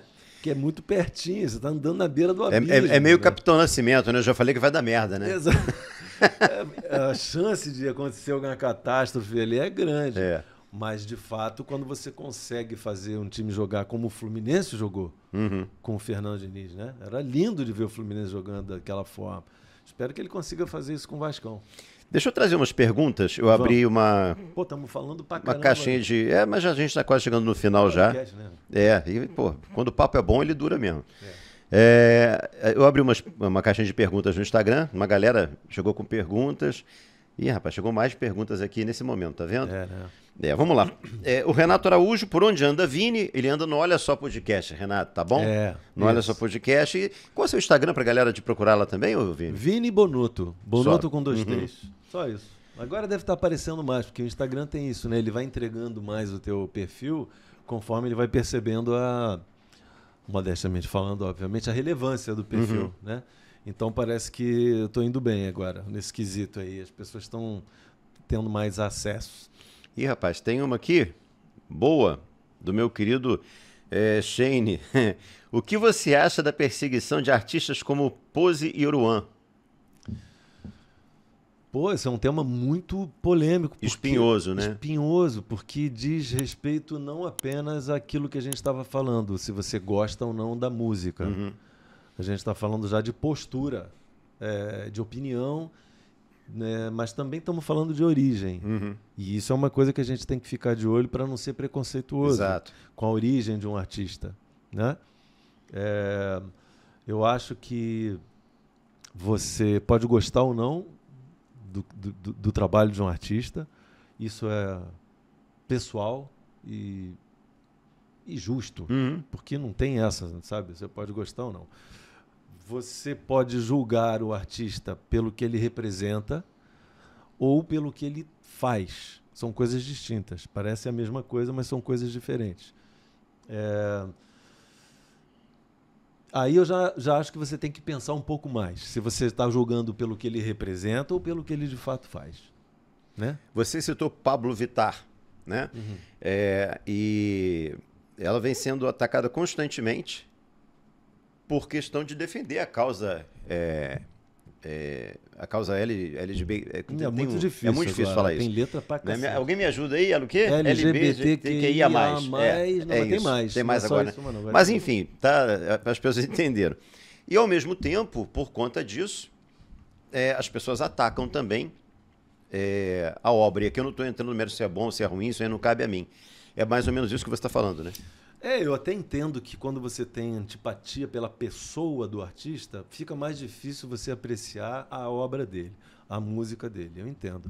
Mas eu acho que a gente precisa fazer um esforcinho para separar essas duas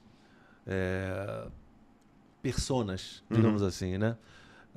Esses dois aspectos do artista. Porque senão você simplesmente vai gostar ou não de alguém por uma questão, às vezes, política.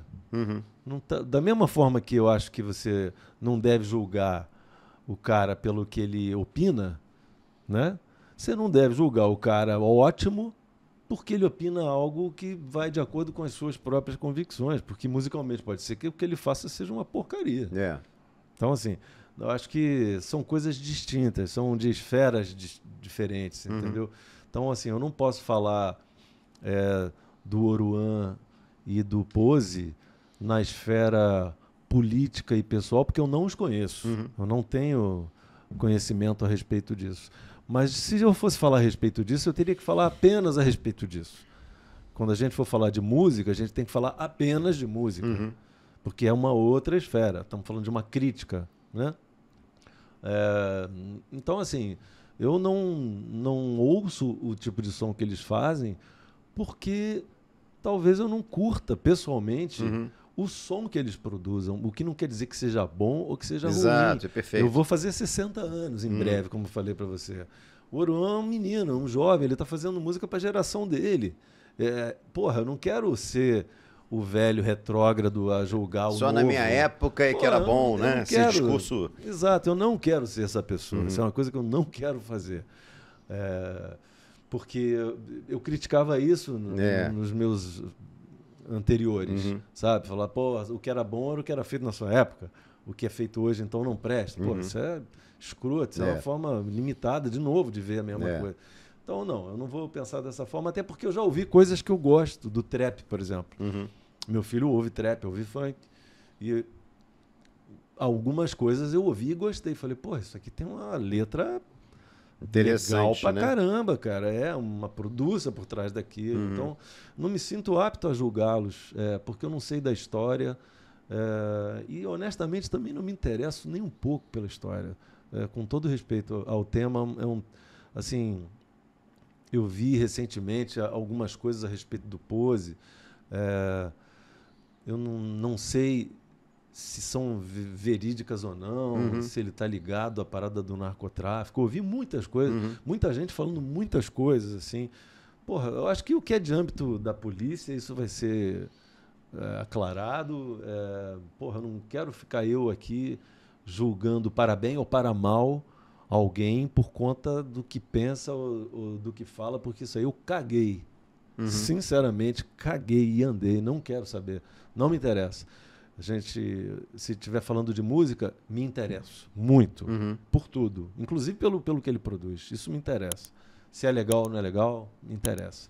Agora, se o cara é bandido, ex-bandido, evangélico, cara, isso... O que eu tenho a ver com isso?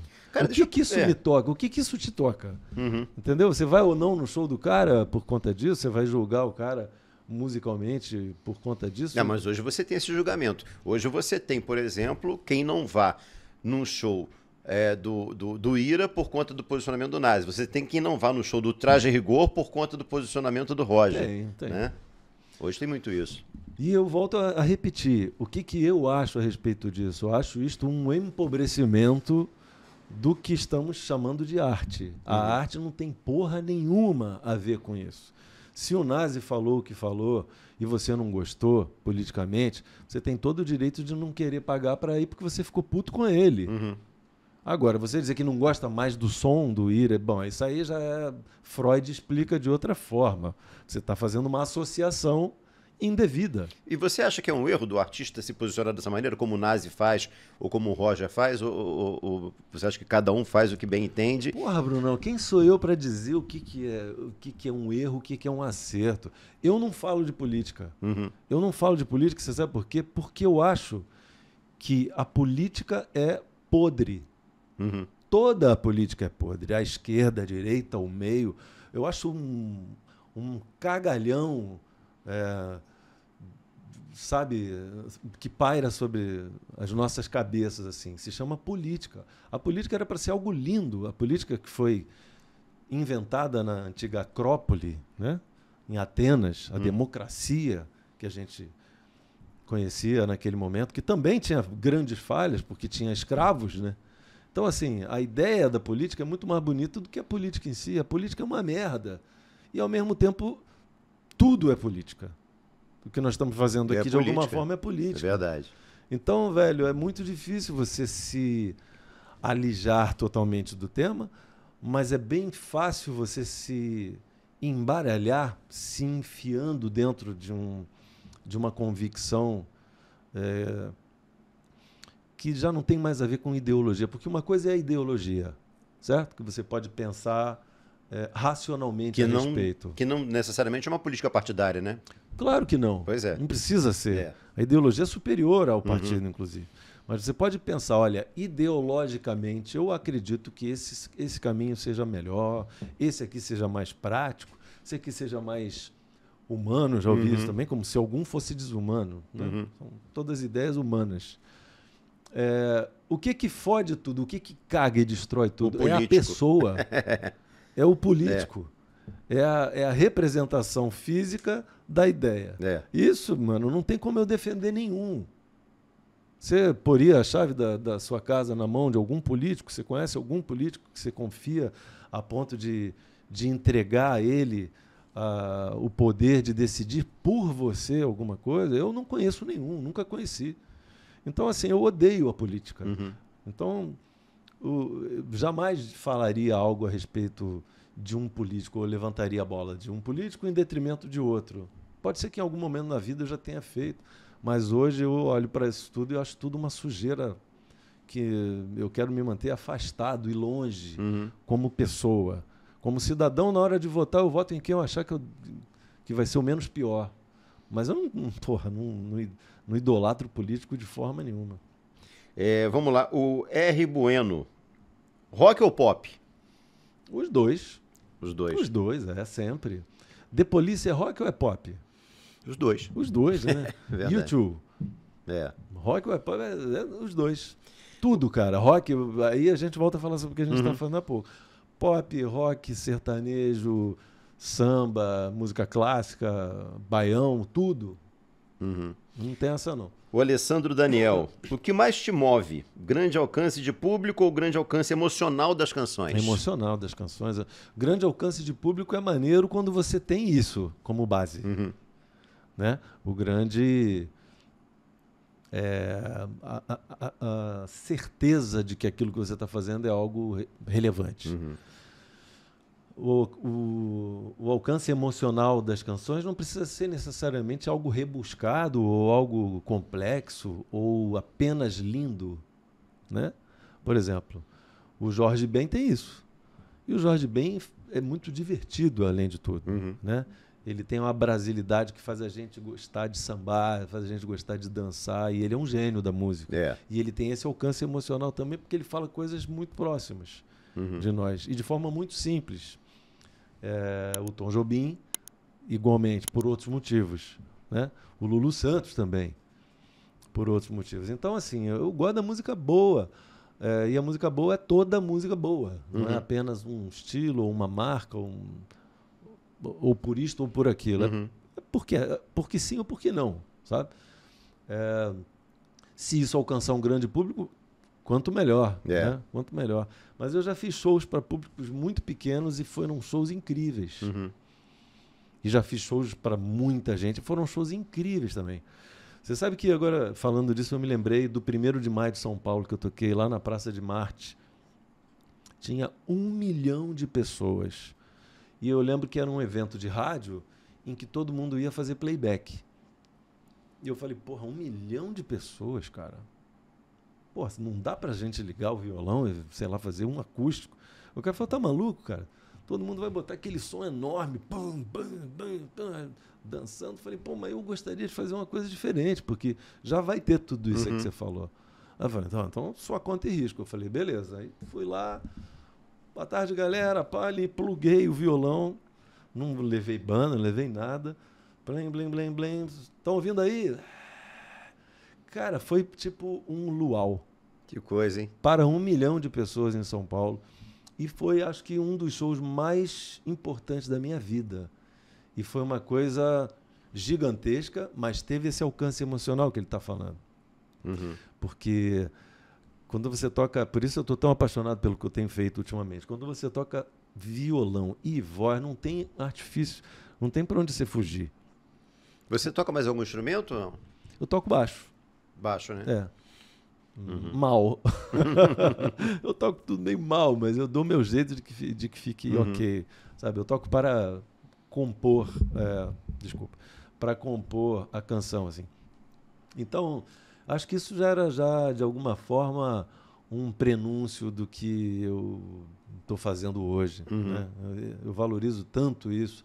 Na hora de tocar violão, é bom que você está me dando esse espaço aqui, eu vou poder responder um monte de gente que me faz essa pergunta por mensagem. O violão tem um som específico. Ele não é nem muito agudo, nem muito grave e tal. Ele é um som que é gostoso de ouvir. A paleta com que você toca o violão para um determinado tipo de som, ela muda o som do violão. A força com que você fere as cordas também muda o som do violão. Se é corda de nylon, de aço. Se é corda de nylon, é de aço. Se é uma corda 08 ou uma corda 012, isso também muda o som do violão. O microfone que capta a boca do violão, ou um outro que capta a boca, e o braço do violão, que tem um outro som, tudo isso, cara, é uma certa ciência. A própria madeira do violão. Né? A madeira do violão. Então, assim...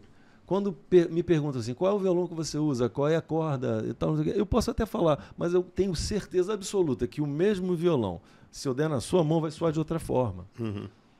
Sabe? Com o mesmo equipamento, ele vai soar de outra forma. Porque é um instrumento que tem uma relação com o cara que está tocando. Eu acho isso. Então, assim, o que eu gosto... é da minha relação com o violão, de como ele responde o que eu preciso, sabe? Então, respondendo a vocês, tá, galera? Pode ser a corda que for, o violão que for. Tudo isso vai depender muito do jeito que você toca. Eu já vi sons de violões incríveis que são totalmente opostos ao que eu faço. né? E que são maravilhosos. E são feitos com... O cara toca com corda de nylon, como você falou, toca com dedo, né? E soa incrível do mesmo jeito. É muito pessoal. Isso é uma coisa que não sei se serve para toda pessoa.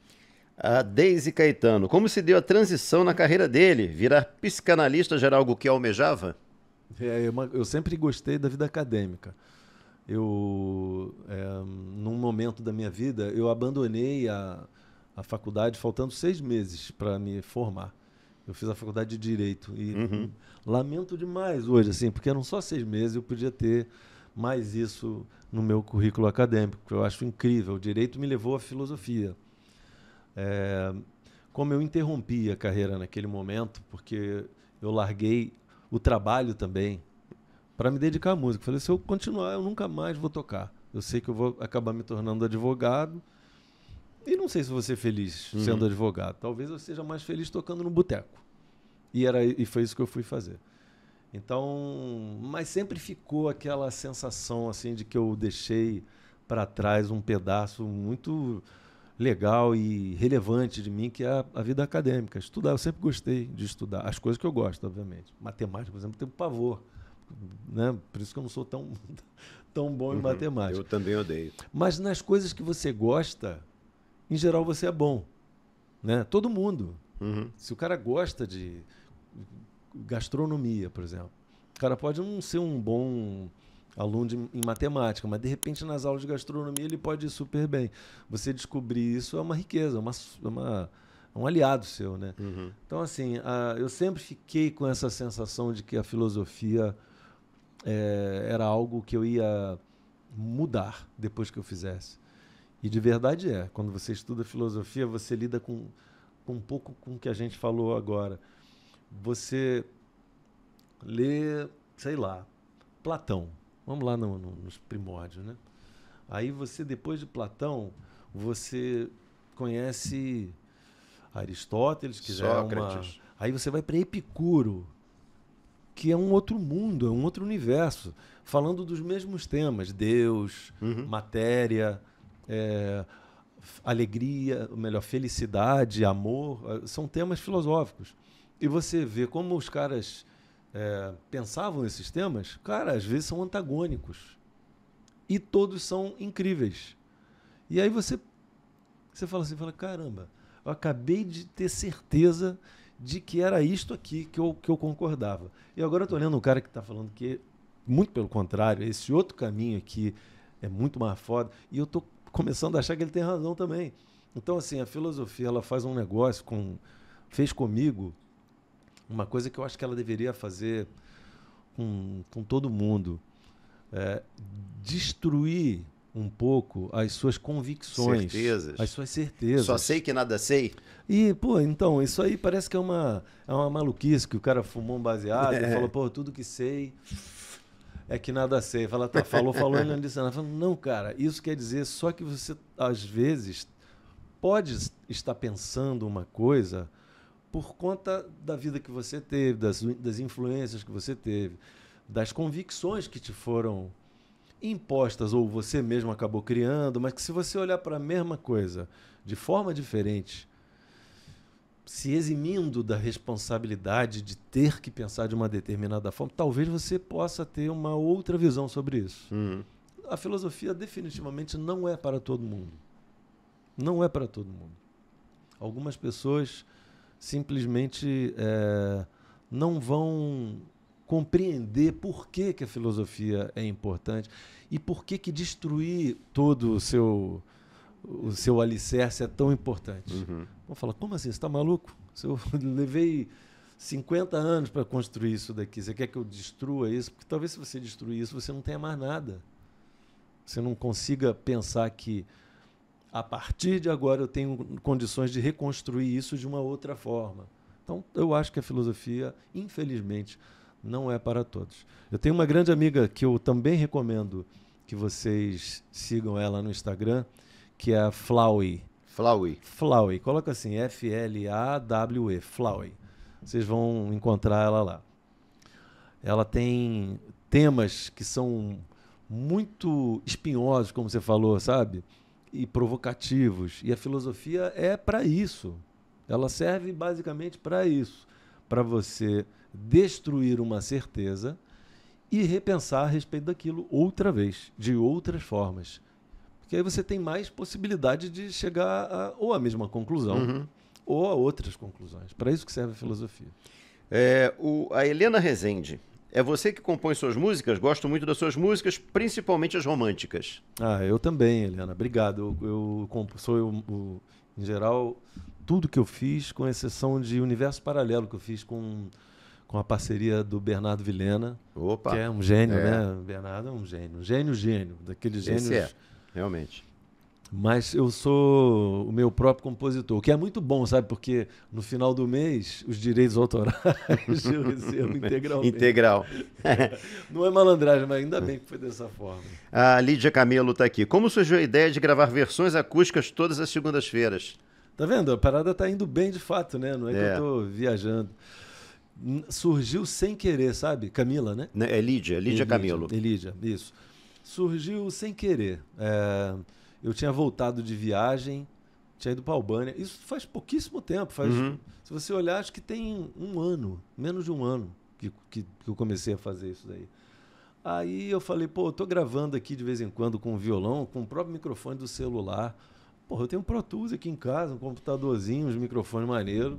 Vou experimentar, vou gravar, vou ver como é que faz.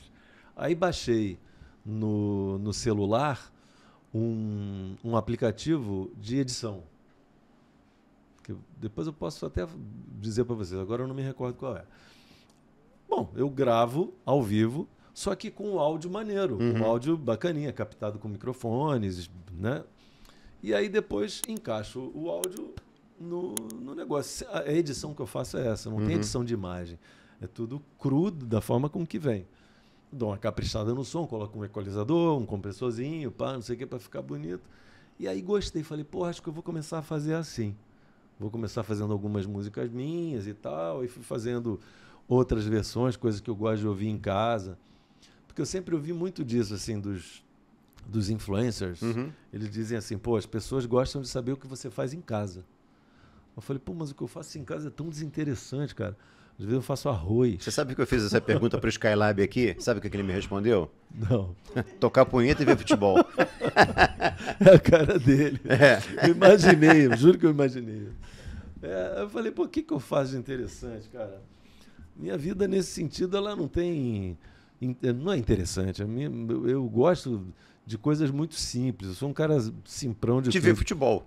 Eu amo futebol, eu gosto de churrasco, fazer comida. Eu gosto de tocar violão. Aí eu falei, pronto, talvez seja isso. Ao invés de mostrar eu fazendo arroz, eu vou tocar violão e cantar algumas coisas que a galera nem sabe que eu gosto e tal. Mas, é tudo de forma... Ainda tudo de forma muito despretensiosa. Hoje eu gostaria de ter 1 milhão de seguidores. Minha pretensão é um dia chegar a ter isso. Eu acho que quando tiver essa marca, eu vou ter uma autonomia para, por exemplo, falar assim, vou fazer um show no Blue Note. Vou pegar uma noite lá no Blue Note, vou divulgar no Instagram, que eu vou estar lá essa noite, e vou chamar os amigos do Instagram para irem lá. E acho que vai dar certo, porque 1 milhão é muita gente, então é possível que fique cheio. Porque eles já sabem o que eu vou fazer, porque eles estão vendo isso todos os dias. Já sabem quem eu sou, porque de vez em quando eu falo algumas bobagens lá também. Então vai ser um encontro de amigos. E o Blue Note tem essa atmosfera que você falou da questão... intimista, né? De você poder fazer um show, né, mais brando, né? Claro, e é isso. A minha pretensão hoje musical é essa. É fazer dessa forma. E... não sei, cara. Eu não sei se eu estou viajando ou se realmente o Instagram... Eu falo Instagram porque eu não tenho TikTok. Eu deveria ter também, mas é muita coisa. Eu não sei se eu sei lidar. É uma forma que me aproxima do público que gosta das coisas que eu faço. E me aproxima de um público que nem sabia que gostava das coisas que eu faço, porque não sabia o que eu fazia. Né? Achava que eu fazia apenas mexe a cadeira. E aí estou podendo mostrar a diversidade coisas de diferentes. trabalho. E de forma artesanal, vamos dizer assim. Né? Não depende mais da indústria fonográfica, nem da mídia, da mídia grande. Né? É uma coisa direta ali. Como eu acho que vão ser serão um dia. É o lado bom das redes Esse sociais, show. né, cara? O lado ruim eu ainda não provei, essa parada dos haters e tal. Não é nem dos haters, não. É a questão do ódio gratuito, né? Você já teve? Tenho bastante. Mas por quê? Você é um cara queridão. Mas eu lido com futebol, legal. eu lido com paixão. Eu lido quando eu critico, de repente, alguma situação de algum clube que não jogou bem e tal, ou determinado jogador. Né? Esses dias eu fiz uma crítica, por exemplo, ao Neymar, né? Enfim, recebi a gente dando razão, mas as pessoas que discordam, elas não conseguem discordar no campo do diálogo, da conversa. Não, é sempre no ataque, entendeu? Então, é mais ou menos isso. Mas você tendo esse conhecimento a respeito do método, que é um método, né? De desestabilização, de ofender. Não me afeta. É meio que nem um jogo de futebol. Às vezes o cara vai jogar no campo do oponente e, pô, o oponente já chega e fala que aquelas coisas que a gente sempre ouve, que são clássicos do futebol, né? Vou te quebrar, aqui tu não vai se dar bem não e tal. Chega perto da torcida, a torcida joga bolinha de pau. Eu acho escroto, mas que é parte digamos assim, do nosso meio do futebol. Do contexto, né? Do contexto, faz parte. Então tu nem se abala com as coisas. Não, então, de forma alguma. Então, beleza. E por último aqui, Vasco no Pretérito, olha o nome do... Segredos. Haikai, você se lembra de qual novela? Segredos foi de Vamp. Foi a primeira música que eu tive assim em trilha sonora de novela. Vamp foi uma novela maneiríssima. Naquela época foi um ícone pop, inclusive. Neila Torraca é genial, né, cara? Cláudio Hanna também. Cláudio Hanna era cultuada, pra galera que não sabe. Muita coisa. Era cultuada como uma das mulheres mais sexys. É verdade. Por motivos que eu não vou falar aqui. Procurem saber. Mas até hoje ela é linda, né? E foi a primeira música mesmo que eu tive esse privilégio. Era muito importante ter músicas tocando nas trilhas sonoras de novela, porque elas eram vendidas em forma de disco, né? Aquilo tinha uma difusão absurda, porque as novelas eram certamente as coisas mais vistas pela população do Brasil, assim, e ia para fora. Teve uma projeção absurda. Absurdo. Né? Quando você tinha uma música que fazia parte de um casal romântico, assim, que fosse importante, cara, a música era explosão. Da própria Cláudio Hanna, Calada da Noite Preta e tal. É uma música que até hoje as pessoas... Vange Leonel, exatamente. Até hoje Luzes as pessoas falam. Cidade, os olhos não aguentam mais. E marcou muito, né? Marcou especificamente com a novela, né? Verdade. Não, assim, era muito legal. O mundo mudou pra caramba. Então, assim, hoje em dia existem muitas coisas mais legais, mas tem coisas que eu gostava muito, por exemplo, no mercado fonográfico. Tinha coisas que eram execráveis e abomináveis. A história de você ter que pagar para a música tocar tornava isso uma corrida. Uma corrida financeira. Quem tivesse mais grana tinha mais chances. Então, isso era uma coisa escrota. Agora, quando a sua música tocava nas rádios... De maneira orgânica, as rádios tinham uma penetração na vida cotidiana das pessoas, que aquela música não tocava durante um mês, ela tocava durante um ano, 2 anos. Então, assim, hoje o que eu mais ouço dos meus contemporâneos, assim, fala, cara, eu ouço essa música, eu lembro das baladas, eu lembro da minha namorada, eu lembro de como isso, me marcou uma época boa pra caramba da minha vida e tal. Ou seja, as músicas tinham também essa função marca-texto, sabe? De chegar ali e falar, essa fase aqui foi assim. Foi foda, né? Foi foda. E porque elas tocavam muito, elas ficavam mais tempo, a gente tinha mais tempo de relação com aquela música.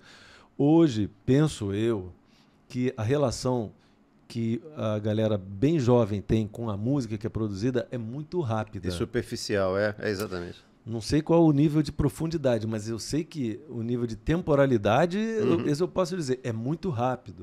Então, assim, não sei se isso é suficiente para que daqui a 30 anos o cara ouça aquilo e fala, puta, eu lembro que eu ficava com a minha namorada na varanda. Como a Heloísa mexe a cadeira, né? Pô, te encontrar de novo, cara. Pô, até hoje eu ouço, cara, te encontrar de novo foi a música do meu casamento. Por quê? Porque a música tocava, durante 4, 5 meses. você tinha uma relação É. com a música, sabe? Hoje eu acho que você tem um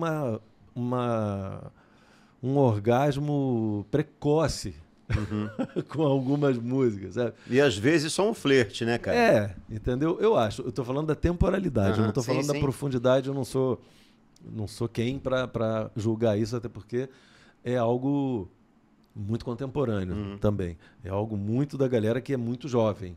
E eu não tenho esse alcance, né? Porque não sou mais tão jovem, então não tenho mais essa relação. A gente vai saber com o tempo, mas não à toa a gente tem algumas músicas que já são consideradas novos clássicos que vão perdurar por muito tempo. Porque essas músicas ainda tocam muito. Eu acho que essa fixação ela ainda é importante. Sei lá. Deixamos de falar alguma coisa, Vini? Cara, não. É sempre bom demais estar aqui. Pô, é muito gostoso, o cara. nosso papo flui de uma forma sempre leve. Até as coisas mais espinhosas. Elas nem parece que são tão... Vamos saber se são espinhosas ou não depois que a galera começar a comentar. Deixa eu aproveitar. A gente até falou sobre isso rapidinho para a gente fechar esse papo. A gente falou no início da nossa conversa aqui, das piadas tal, e agora isso, aquilo. Você é um cara de uma cultura muito grande, então eu quero te perguntar a respeito da questão do Léo Lins, né? O que você achou dessa história toda? Pô, o Léo Lins, eu adoro o Léo Lins. Agora eu tô te falando pessoalmente, assim. É um cara maneiro pra cacete. Ele anda todo o tempo, tô falando como cômico, comediante, na linha periclitante que divide a terra firme do abismo. Mas isso faz parte, é uma característica dele. Sempre foi assim. Goste você ou não goste do que ele faz. Algumas piadas que ele torna pública, a gente conta internamente, sem hipocrisia, né? Internamente, a gente faz coisas que são execráveis publicamente. Estou te falando isso no âmbito pessoal, né? Você tornar público tudo o que você faz, particularmente, é um risco seu, né? Ele está fazendo parte de um momento que eu acho que vai ser muito marcante na questão político/jurídico do que é piada, do que não é piada, do limite, e quem é que impõe esse limite, se é a justiça, se é o ouvinte, né? Eu pessoalmente acho que as piadas são bem pesadas, assim, eu acho. Eu particularmente, assim, não gosto, né? Eu não pagaria para ir no show do Léo Lins, né? Não pagaria mesmo. Enfim. Mas eu não sei se isso se não é também um exagero que você condena uma pessoa a 8 anos. Esse é um ponto, é isso. De prisão por conta de... Até porque tem uma outra coisa que é curiosa. Tem muita gente que se ofende porque faz parte de um dos grupos que são atacados, e tem muitas pessoas desse mesmo grupo que dizem pelo contrário. Você não está me ofendendo, você está mostrando de forma ácida e jocosa uma dor que faz parte desse grupo. Então, assim, em termos filosóficos, você pode olhar isso de ambas as formas. A ironia sempre foi parte da filosofia, parte importante da filosofia e da crítica, principalmente da crítica. Eu acho que dentro da questão do Léo Lins existe a crítica que ele faz exatamente ao que ele demonstra e ri de. E isso não está sendo levado em conta. Por motivos óbvios, porque gera muito mais dor do que reflexão, né? Mas eu acho que existe um exagero muito grande, principalmente no que diz respeito à punição. Eu acho que é um momento que eu não consegui ter uma leitura muito clara ainda do que eu acho a respeito disso. Eu também não gosto, eu acho pesado pra caramba.